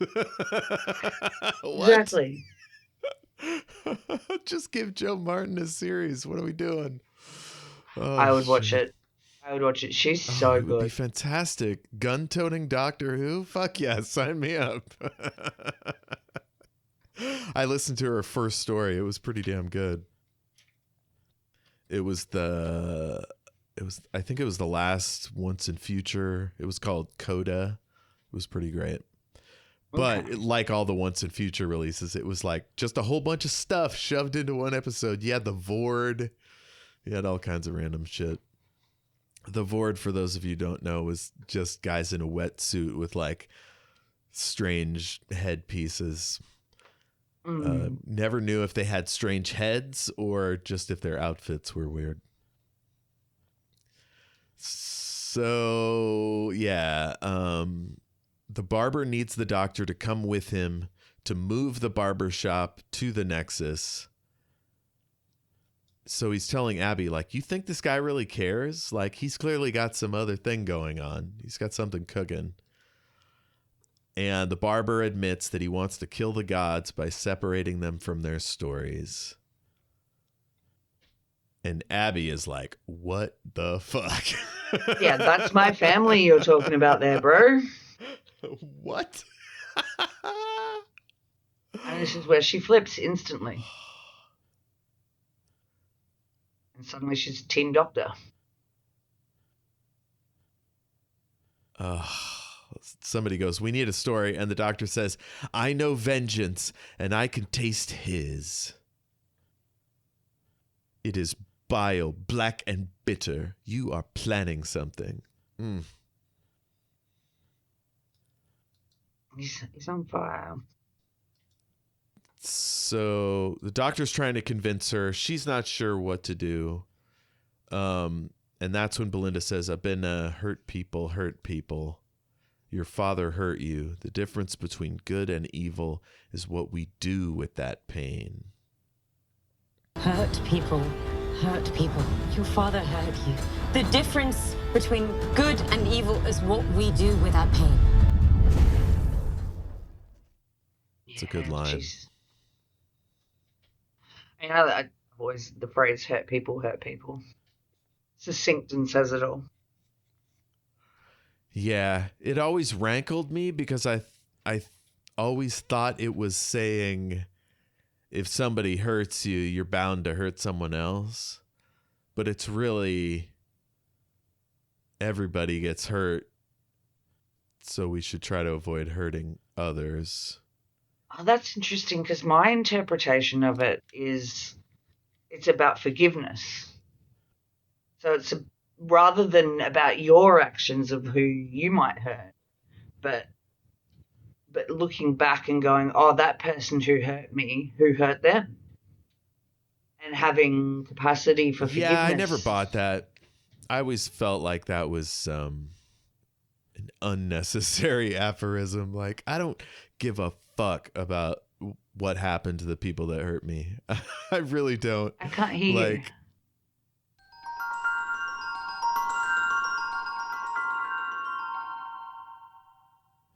So I was ranting about how I don't feel the need to forgive the people that hurt me or even think about how they ended up that way. If that's what Belinda was saying, I missed it. I thought she was saying you have a choice not to do that. And this is your moment.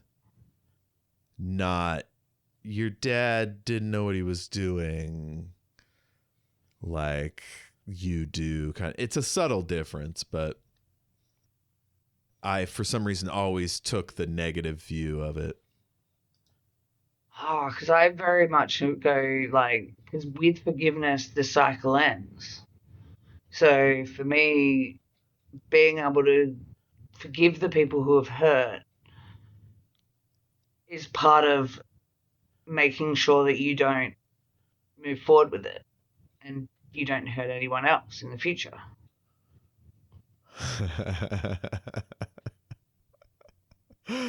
Oh man, I'm learning stuff about myself here. I'm more pessimistic podcasting than I is thought. therapy. This whole time I've been like I don't need to forgive anybody. Like, fuck those people. Oh no. Because I feel like it's letting folks off the hook to tell someone they need to forgive. It's like they'll do it when they feel like doing it. But I guess in this moment, Belinda's like, you got to do a good thing now. And if it takes forgiving that person, whatever you got to do to get there, let's do that now. Yeah. And somehow it works. So the guys are trying to force the doctor back into the chair, and Abenda's like, no. She says, I will talk. I will tell a story. There's some rumbling. She braids his hair and tells the story of how enslaved women used braiding to make maps in people's heads so they could escape. So I researched this. Okay, cool. I wanted to know where that, if that was actually a thing. And it's quite divisive because there's certainly on some of the Reddit posts I read, there's a lot of people going, well, there's no actual evidence of post-slavery, like slaves talking about doing this. So there's, it's a mixed argument, like, 50-50 as to kind of, is this a thing that happened or did someone tell it in a fictional story one time and it became as law? Yeah, it seemed unlikely to me because the man will find any resistance and ferret it out. So surely if it had been happening, white people would have told everybody to look out for it. which was one of the that's big not arguments. necessarily. Yeah. And can you make a map of somewhere you haven't been? Well, ideally, the person braiding would be a Harriet Tubman figure or somebody that, like, you know, passed along the information. I don't know how she passed the information because she couldn't read or write.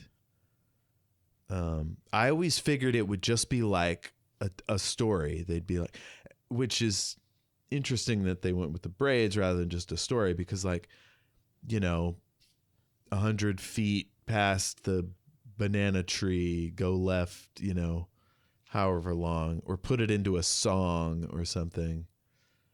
But Yeah. But the braid, it's a cool image, and it looked great in the cartoon. The doctor, like, running his hands through it looks cool. Yeah, I liked the idea. And the doctor being able to kind of use it to help find their way through the prior point. Previous point. It was cool enough that I'm all right with it. Did Inwa invent it, or did he get it from a rich tradition of storytelling that just isn't braiding, necessarily do you mean? historical? Yeah. Now that was a thing. Like the braiding, the stories about slave women using their braids to make maps definitely exists in the world. But that's what I mean. There was a lot of dispute about whether or not it was an actual historical fact that it happened, but the stories exist. Fascinating. So yeah, there's this great shot where they start running through the corridors, and the camera comes up, and it looks like one of those rat mazes. It's all like rigged out in cubes, like blocked off and everything. Well, I think there was some people on the internet saying it was like Jumanji or something. Oh, that's great. Jumanji. That's fun. He says the battery levels are good for now. The doctor sonics the shit and they bail. Oh, that was the door to the office. Let's see. The barber blocks Abby from using the door for some reason. Maybe she's trying to leave. Yeah, she's trying to leave, and he blocks her from escaping. She's a god, yeah? Like, how can he stop her from leaving the barbershop? Well, they mentioned there was some sort of, like, they did some technobabble on whatever magic they put on the door that meant only Abby and the barber could go in and out like that without, falling out into space. But I didn't quite understand it, I guess, or make the connection. I just kind of thought he had a magic switch that lets just them go in and out. I think the barber has accrued some level of godlike power to himself over time somehow through technology or something. And she, when in the barbershop, is weakened somehow and isn't able to throw around her power. Because otherwise, yeah, she'd just open the door. I like that theory. Yeah, something's constraining her. It's got to be that way. So she's pissed at the barber for lying to her for years. The doctor comes across a fancy door. Inside is this wild storeroom of treasures. I just wanted to spend hours in this room. We just get the briefest glimpse of it, too. I wondered if a lot of those things are like totem to the gods, or do they represent the stories? Oh, that's interesting. I mean, yeah, he's got books on stands like it's a bookstore. Did you feel like Hemingway was shoehorned in? Yes. Yeah.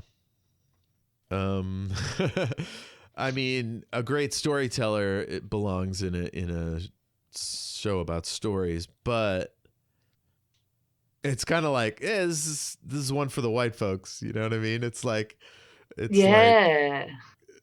like we want to make sure everybody can relate.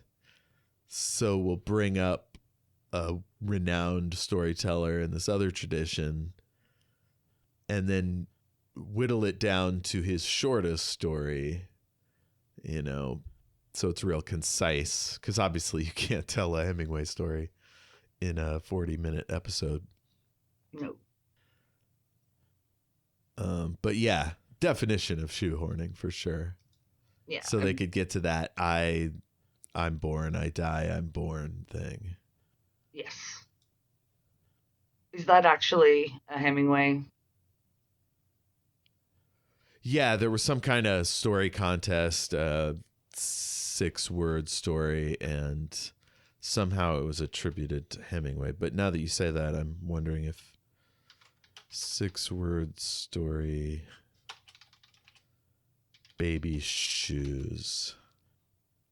This is the one thing I didn't go down a deep dive and research the one reference. Okay, this is awkward. So the story is popularly misattributed to Ernest Hemingway. This is implausible, as versions of the story first appeared in 1906 when Hemingway was 7 years old. It was first attributed to him in 1991, 30 years after his death. So this is a thing where sometimes storytellers blatantly lie to tell a greater truth, right? Yeah, my mum always used to say, never let the truth get in the way of a good story. Right. Is this one of those cases? Or did just nobody fact-checked Inwa Ellam's? I'm such a stickler for truth. I find that inaccuracy is difficult. Like, same thing with my annoyance about the gods not being linked appropriately enough. Yeah. You got to do what's accurate and true. Yeah, I'm very much about truth in stories. Like, I don't like stand-up comedy where it's clearly like not based in reality. Braveheart, I got really mad at when me too. the guy chucked his own son out the window because he was gay or something. Like, I'm like, that probably never happened. You know, stuff like that. I'm just like, Braveheart is hideously inaccurate on so many fronts. Many fronts. Like, William Wallace never wore a kilt. This? He wasn't a Highlander.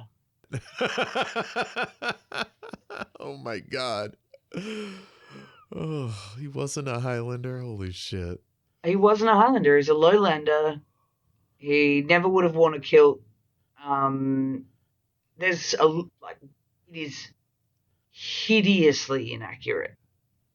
Like, and knowing I'm trying what to we think know of another about example. Mel Gibson, it's lies are a part of the whole deal. Like his weird uber conservative Catholicism based on no biblical fact. I mean, whatever fact, but yeah, it's all polemic. It's all propaganda. It's not based in truth. Like, truth is very important to me, and it turns out apparently to most autistic people, truth is very like truth and sense of justice. I've ended friendships because I cannot handle if you've been lying to me. No, it is more important to me than anything. Like people say what's more important, honesty or loyalty? But in my mind, if you're not being honest, you're not being loyal. Yeah. So if you wanted to include the 6-word story in this, right? Because you feel like that's a powerful way to boil everything down. And you did the most cursory of Google search. I mean, you just did a Google search and came up pretty quickly that it was not Hemingway.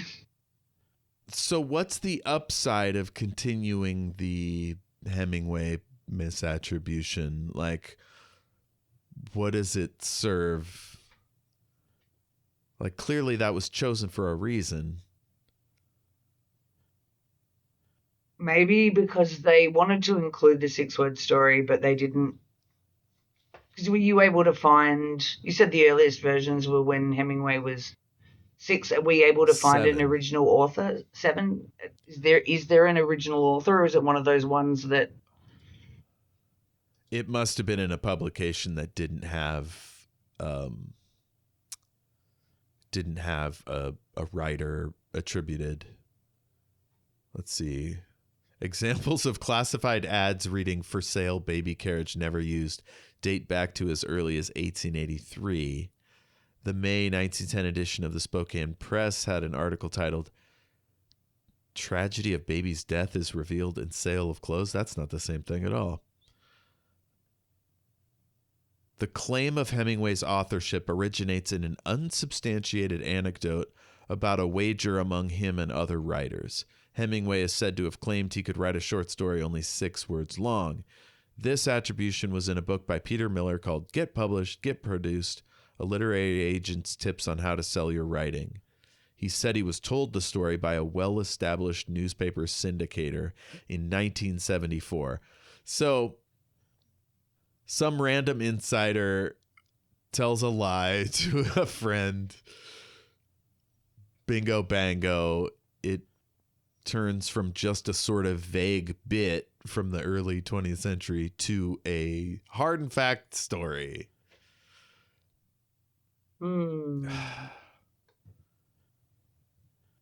Yeah.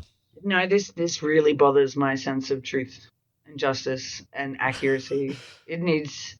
And from what we know of Ernest Hemingway, he would be fucking rip shit because the truth was like so important to him. Yeah, exactly. Oh, God. What are we doing, people? Yeah. Getting incensed about inaccurate attribution of a story from over a century ago. Sure. So the brain thing looks pretty cool. It like on the bottom, it's almost like a caryatid sort of naiad tree thing, and then at the top it's this weird brain with like faces on it. It gave me energy from like the Tree of Life from Norse. Yeah, Yggdrasil or something. Yeah, Yggdrasil. Yggdrasil. Yeah. Yeah. I have a great recommendation. Just reminded me. We'll wait till we get to the end. One of the mask faces screeches, and then he puts his hand near the thing. It opens up. There's a heart inside.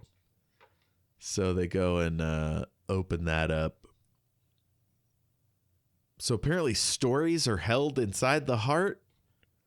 The doctor says, like, perfect place for a story. Well, they start in the brain and then they move to the heart. So that's how I interpreted the heart-brain connection, because there's a heart inside the brain. Yeah. We think of stories with our brain, but we hold them in our heart. I like that. So the doc says, mess up the desk. She starts yanking out wires. The barber arrives and he's like, ha ha ha, nothing was damaged. And then somehow, in a very short period of time, the doctor is somehow able to get through to this guy. I still don't quite understand it. Yeah, were they running out of time and they really had to progress things? Well, I mean, this happens a lot in any sci-fi story. You stuff it full of ideas and, like, you know, you need to end it at some point.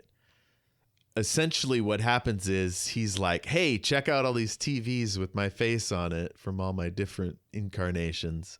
And it's overloading the system with all his tales.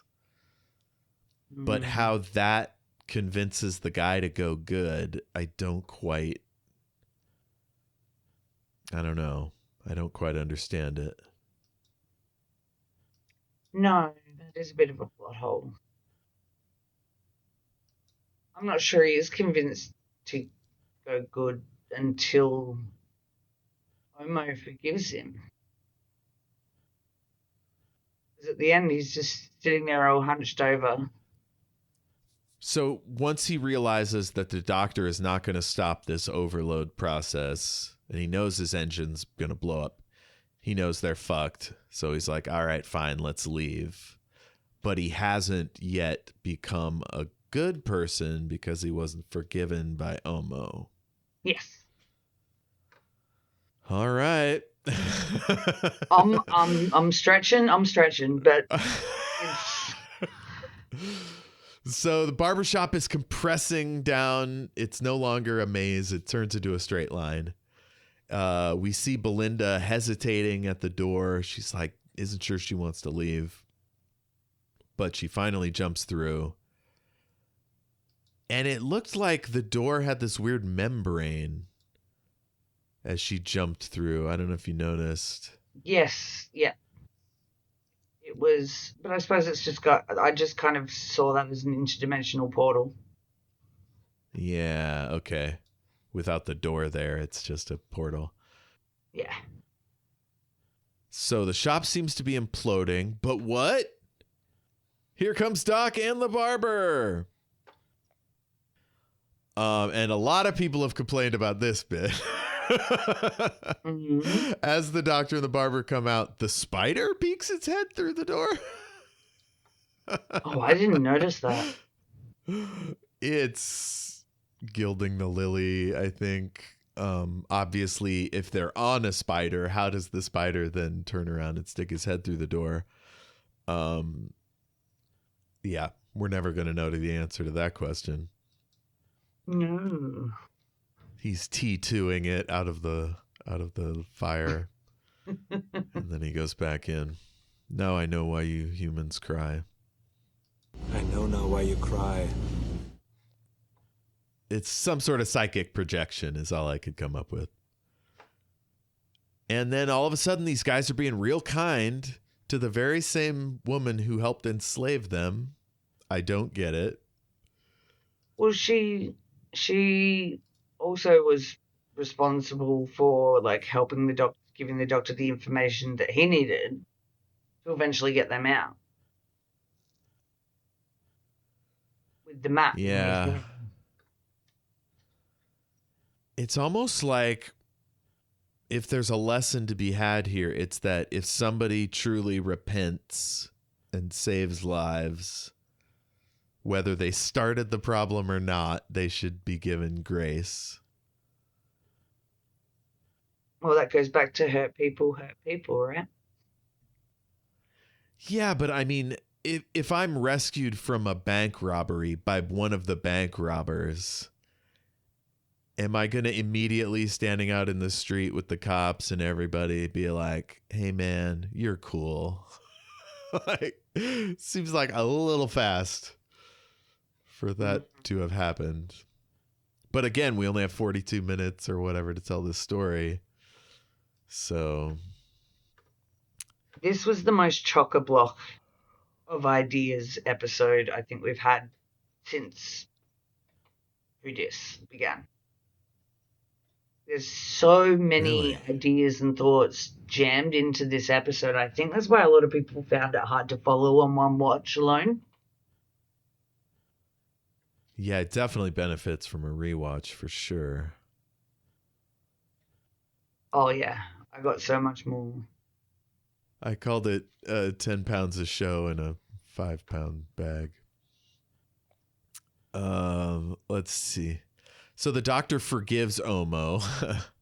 I'm like, what? And then I'm like, well, the doctor lies. Maybe he's just being super nice, but he's never coming back. Oh, but then he's never coming back anyway because Omo's retiring. Huh.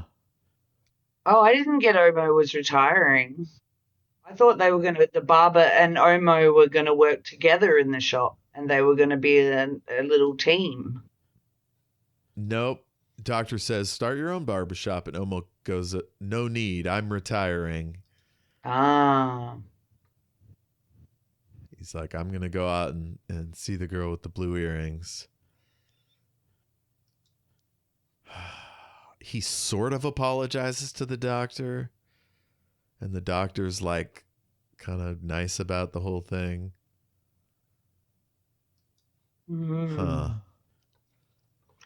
So, Omo even gives the barber his dad's name so he can have a reputation. And on my third watch, I'm like, you know what this reminds me of is Saul of Tarsus being visited by the Holy Spirit on the way to Damascus. He's been persecuting the Christians. And he decides, oh, you know what? That was wrong. I'm going to serve them now. And he changes his name to Paul. It's a whole thing. And there was no time frame on that, as far as I could tell in the Bible. It was just like,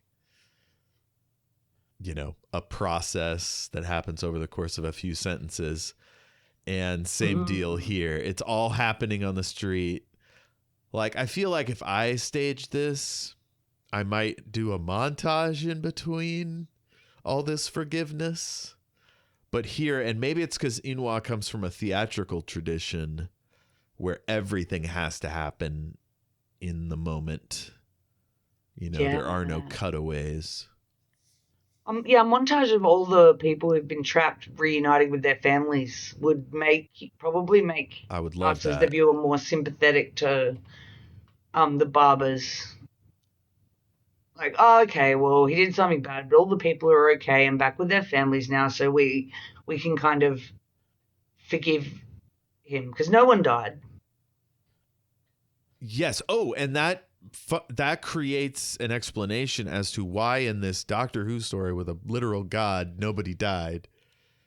Because the writer wanted to get here to where everybody could be forgiven. And if somebody died along the way, it's pretty hard to forgive. It makes it a lot harder, yeah. Especially for the Doctor. Belinda asked what Go ahead. I was just going to say, I think there's a real message of forgiveness through this whole thing.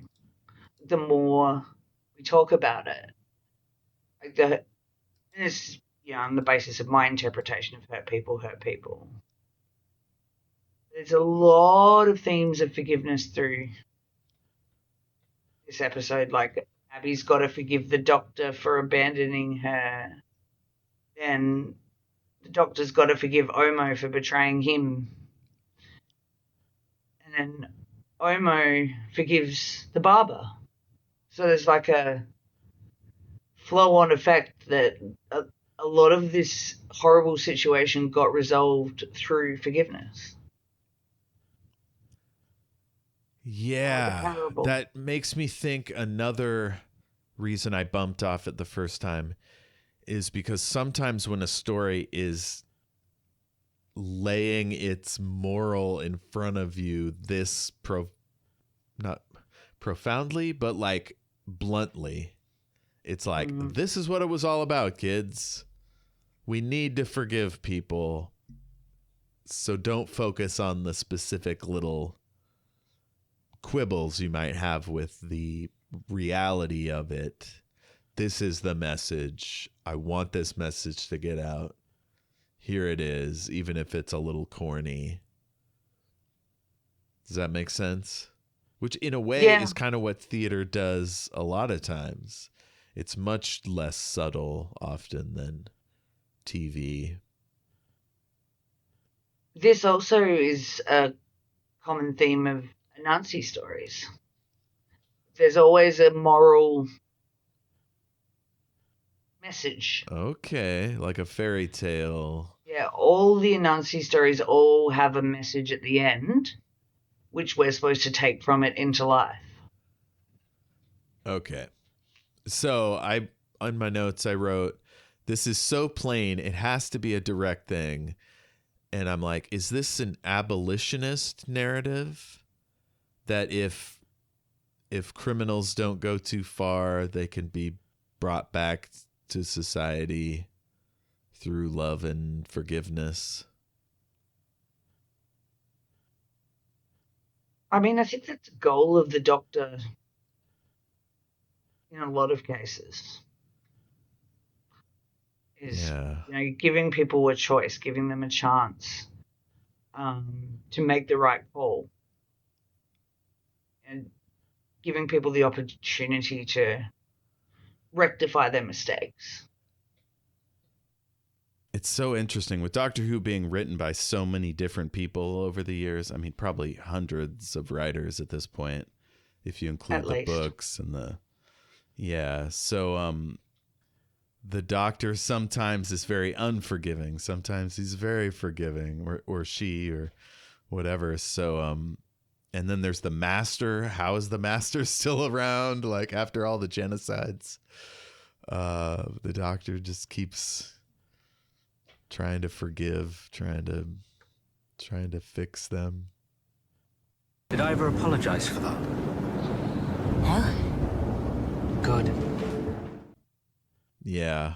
So I struggle with that message because I feel like so many criminals reoffend and are unrepentant, but we also don't have a system whereby we can ease them back into society comfortably. Like, there's so many roadblocks to success. There's so many like ways that we're constantly nickel and diming cons, like ex-cons, with all sorts of bills. Like, they just add up every day.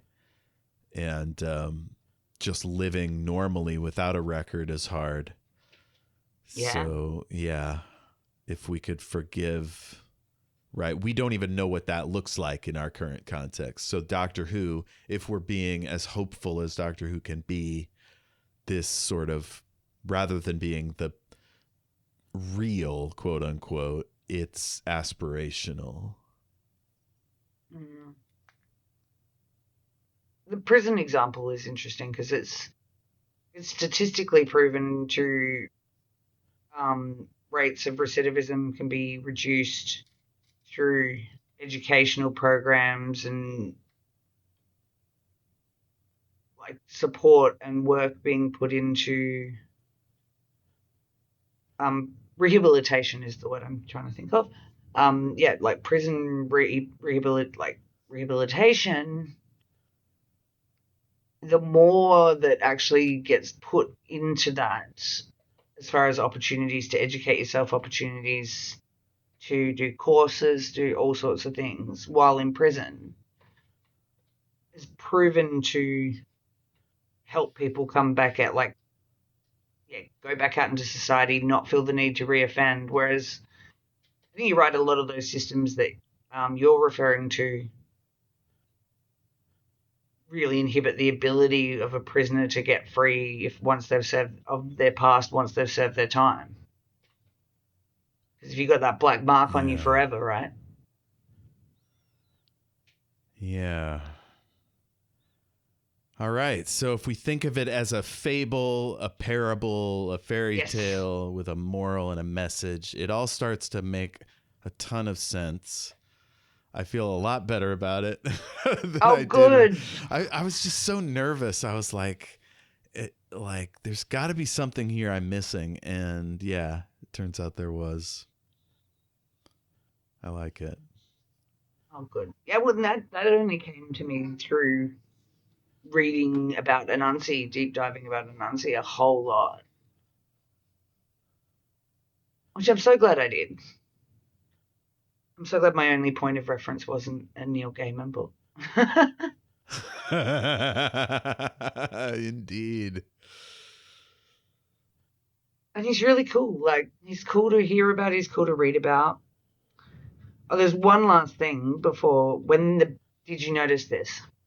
When Belinda and the Doctor are walking back to the TARDIS, Belinda asks the Doctor, "Did you see a child?" Yes. And the Doctor didn't. And that child was Poppy from Space Babies. which is what makes me think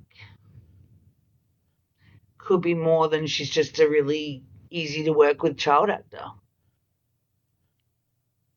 Because why would Belinda mention it in the very last scene as they're walking back to the TARDIS? The story's all done.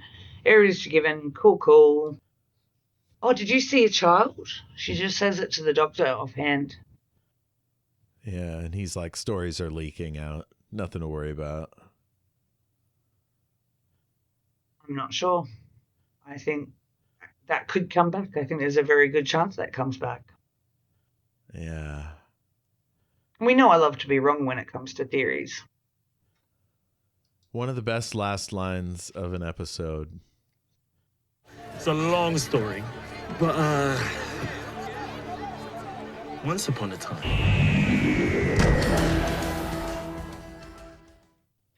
I did enjoy that. Little go. Oh, by the way, I'm looking at the Adam Richard Has a Theory Facebook group, and somebody found a screenshot of Jumanji on the shelf in that treasure room. Maybe that's where I heard it. I knew there was a Jumanji reference in there somewhere. Oh, boy. I think I've gotten through everything. For an episode I was so daunted to cover after one watch, I probably got more out of this one than I have any other episode just because of the tangents it sent me off on researching about all different gods, how those gods link together. Well, we should, before we leave here, we should give a shout out to the very practice of increasing representation, broadening the diversity of the cast behind the scenes. Like, so many people of African descent involved in the production of this here episode. It can only be a good thing. And if the best thing it does is send us to the internet to learn more about stuff, like, it's winning, you know. And more than that, it's showing people who don't know anything about that culture what it might be like to be a part of it or to learn more about it. And that's a very good thing. And it also, gives the people, like, it's the whole, if you can't see it, you can't be it, like, what that means for people who would hope that an episode like this would, make some kid of African descent somewhere feel seen in a way maybe they hadn't been previously feeling seen by this show that is also very white a lot of the time. Indeed. Yeah, I remember when I heard that RTD was coming back, I was thinking, well, I mean, if they're going to have a woman and a black person as the Doctor, surely they can make the showrunner, a woman or a person of color. Maybe that'll happen someday. I would love to see a woman showrun Doctor Who. Maybe some of these directors and writers that we've had who have been amazing over the years, because that's how it seems to be. Russell came back and he had Stephen Moffat writing a few episodes for him. And then Chris Chibnall was also writing for the show before he became showrunner. Yeah, it's almost like somebody has to prove that they can edit scripts quickly and write scripts quickly if something goes down at the last minute. And how do you prove that unless you're given multiple bites at the apple before you become a showrunner, So if now representation is increasing, hopefully somebody will come around that, has that level of experience.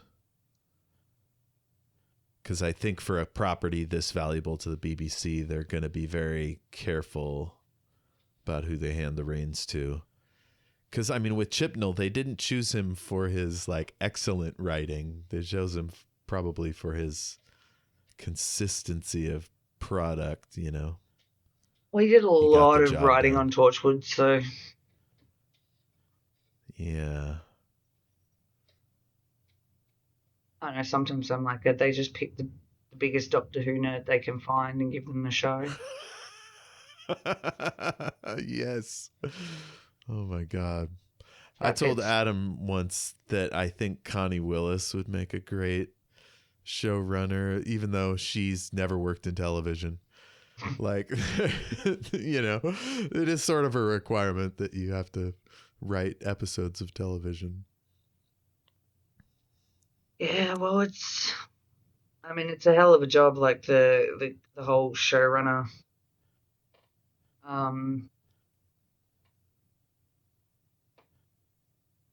It's a big job. It's more than, because it's kind of combining the job of a producer with the job of a head writer. Whereas in other productions, those might actually be completely separate jobs. Yeah. Yeah, and the nature of the story too. It's like, how do you get experience for a fantasy sci-fi show with very few rules, but it has to do A, B, C, and D every time, you know? Like, there can't be a lot of analogs for that sort of thing. Like, if the only thing Chibnall had ever done is Broadchurch, I don't think he would have got the job. You know what I mean? Like, oh God, no! How good is Broadchurch though? Oh, fucking fantastic! The people who say Chibnall can't write haven't. No, he definitely has skills. It's just maybe.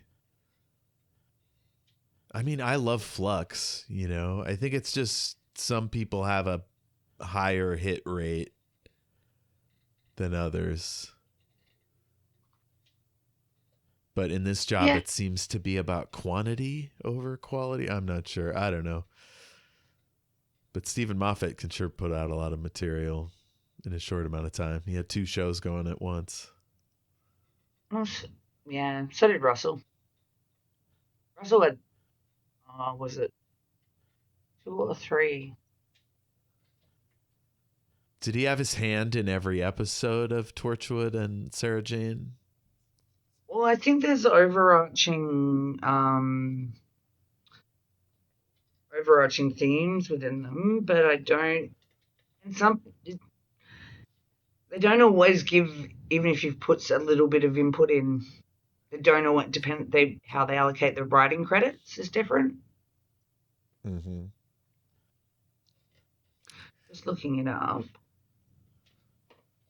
See if there's any kind of indication on IMDb about how the episodes were written.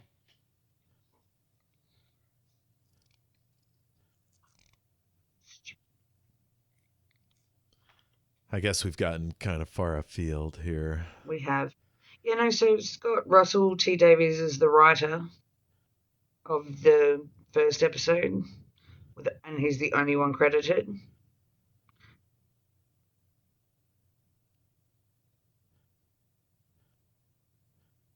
I won't sit here on the podcast going through episode by episode of which episodes of Torchwood were written, but second episode, both Russell and Chibnall get a credit. Okay. I think he did have his hands in it.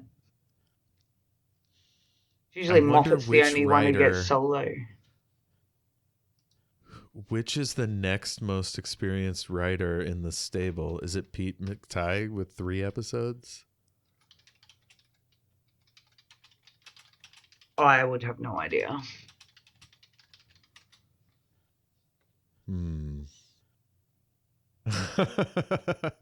I just wrote down which writers have the most Doctor Who episodes, and the AI said Bob Baker and Pippin Jane Baker. They're probably out of the game a little bit. Yeah. You have to specify rebooted Doctor Who or something. See if the AI knows what New Who means. So Paul Cornell does a ton of Big Finish. He's done 3 episodes. Jamie Matheson did Mummy on the Orient Express, Flatline, and Oxygen. So he's pretty damn good, but it's still only 4 episodes. Peter Harness did Kill the Moon, Saigon Invasion. Helen Rayner is very good. She did Daleks in Manhattan, Sontaran Stratagem, Poison Sky. Not the most popular episodes. Gareth Roberts, sadly, is off the board because of his abhorrent political views. Toby Whithouse has 7 episodes, but I don't like any of them except for School Reunion. Well, The God Complex. The God Complex is really good. He wrote Vampires of Venice, The God Complex, and A Town Called Mercy, as well as... Sorry, my stuff changed. So Toby Whithouse is a contender. Yeah.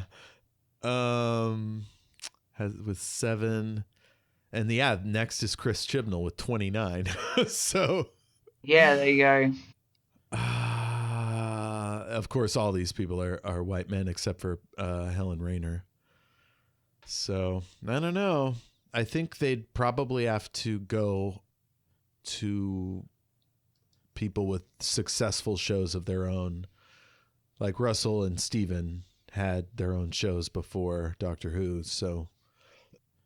Yeah, they were. I think they'd have to do that. Very experienced. And they've both show run before, and yeah. Yeah, and I don't know the most prolific British writers, so it's undoubtedly going to be a British person because they have to live in Wales or whatever. Yeah, and it's you want a British person. I don't know how I'd feel about a non-British person writing Doctor Who. Oh my God. An Australian in charge of Doctor Who. That would be hilarious. Well, it may be Russell for another 20 years. Who knows? But hopefully... I'm all right with that. Hopefully someday we'll get a little representation in that room. I'm all right with Russell. I'm biased because he's my favorite screenwriter.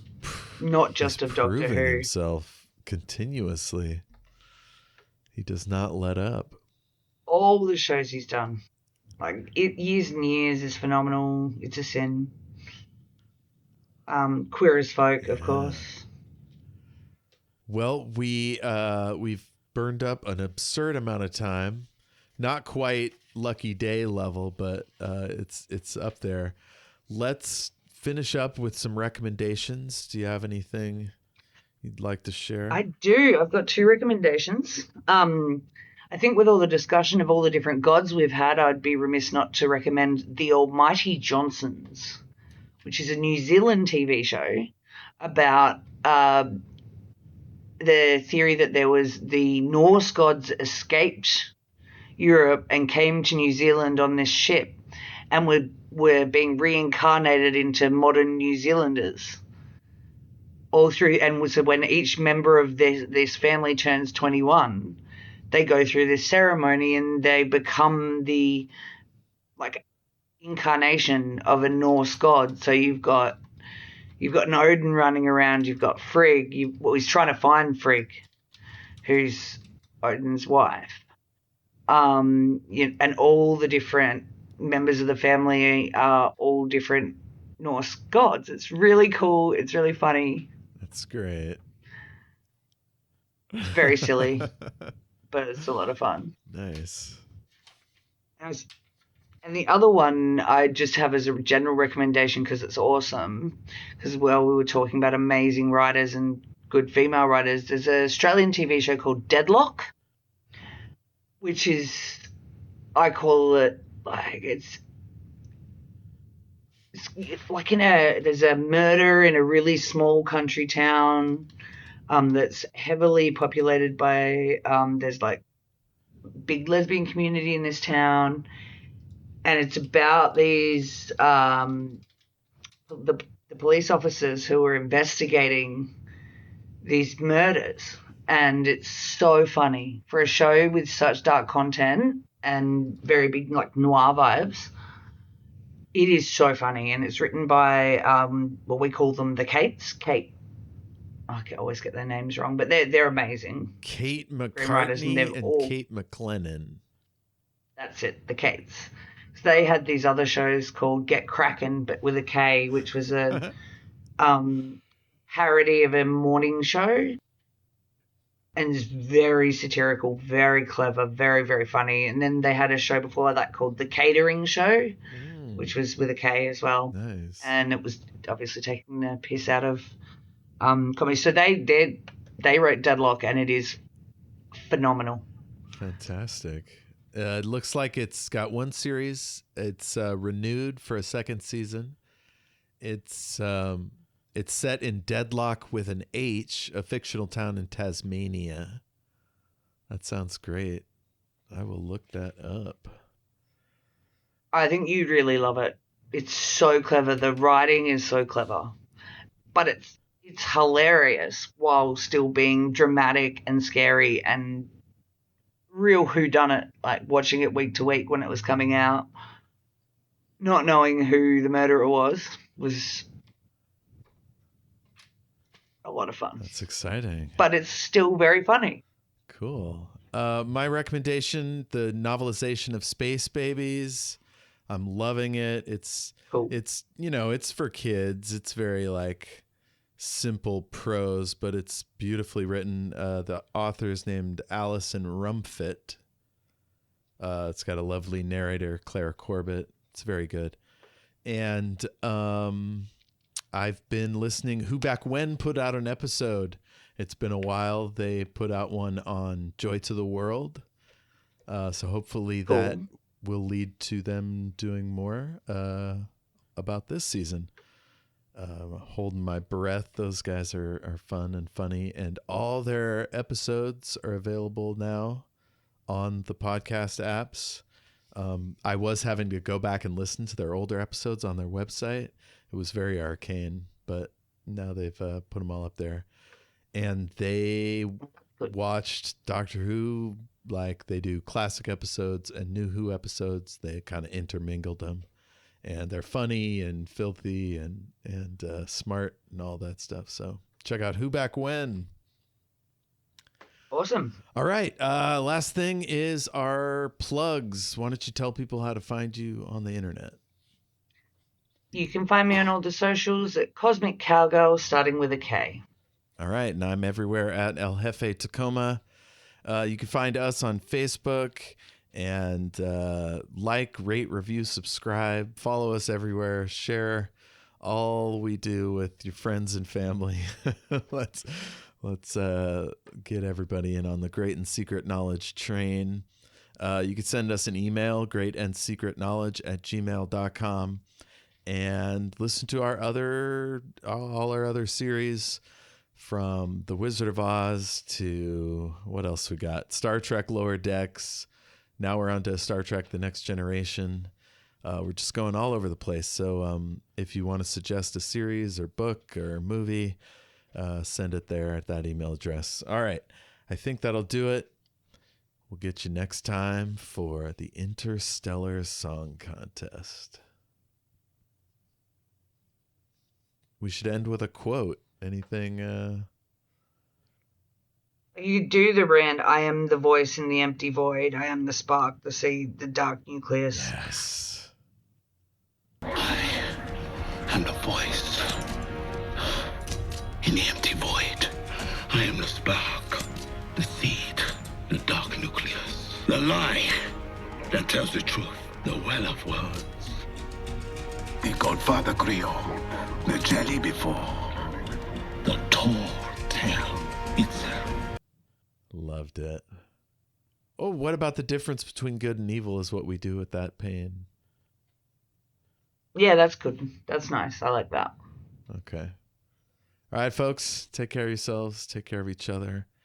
And we'll see you next time. Bye. Bye.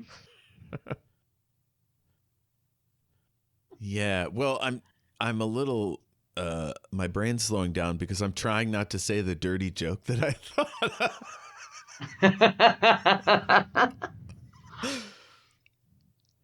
What color's the HJ lanyard? See, I did it. I went. Yeah, did it. there you go. I'm so sorry. Well, I mean, I was going to say, definitely this theory translates to like kink parties and whatnot. Yes. The difference between good and evil is what we do with our pain. A huge thanks to James Lark of jameslark.co.uk for providing our wonderful theme song. Thank you, James.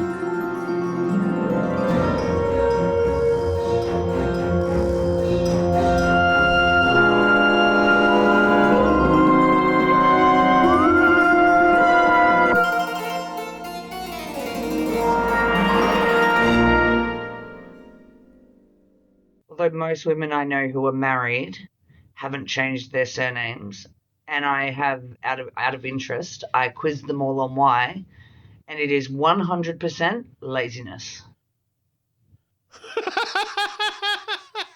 What?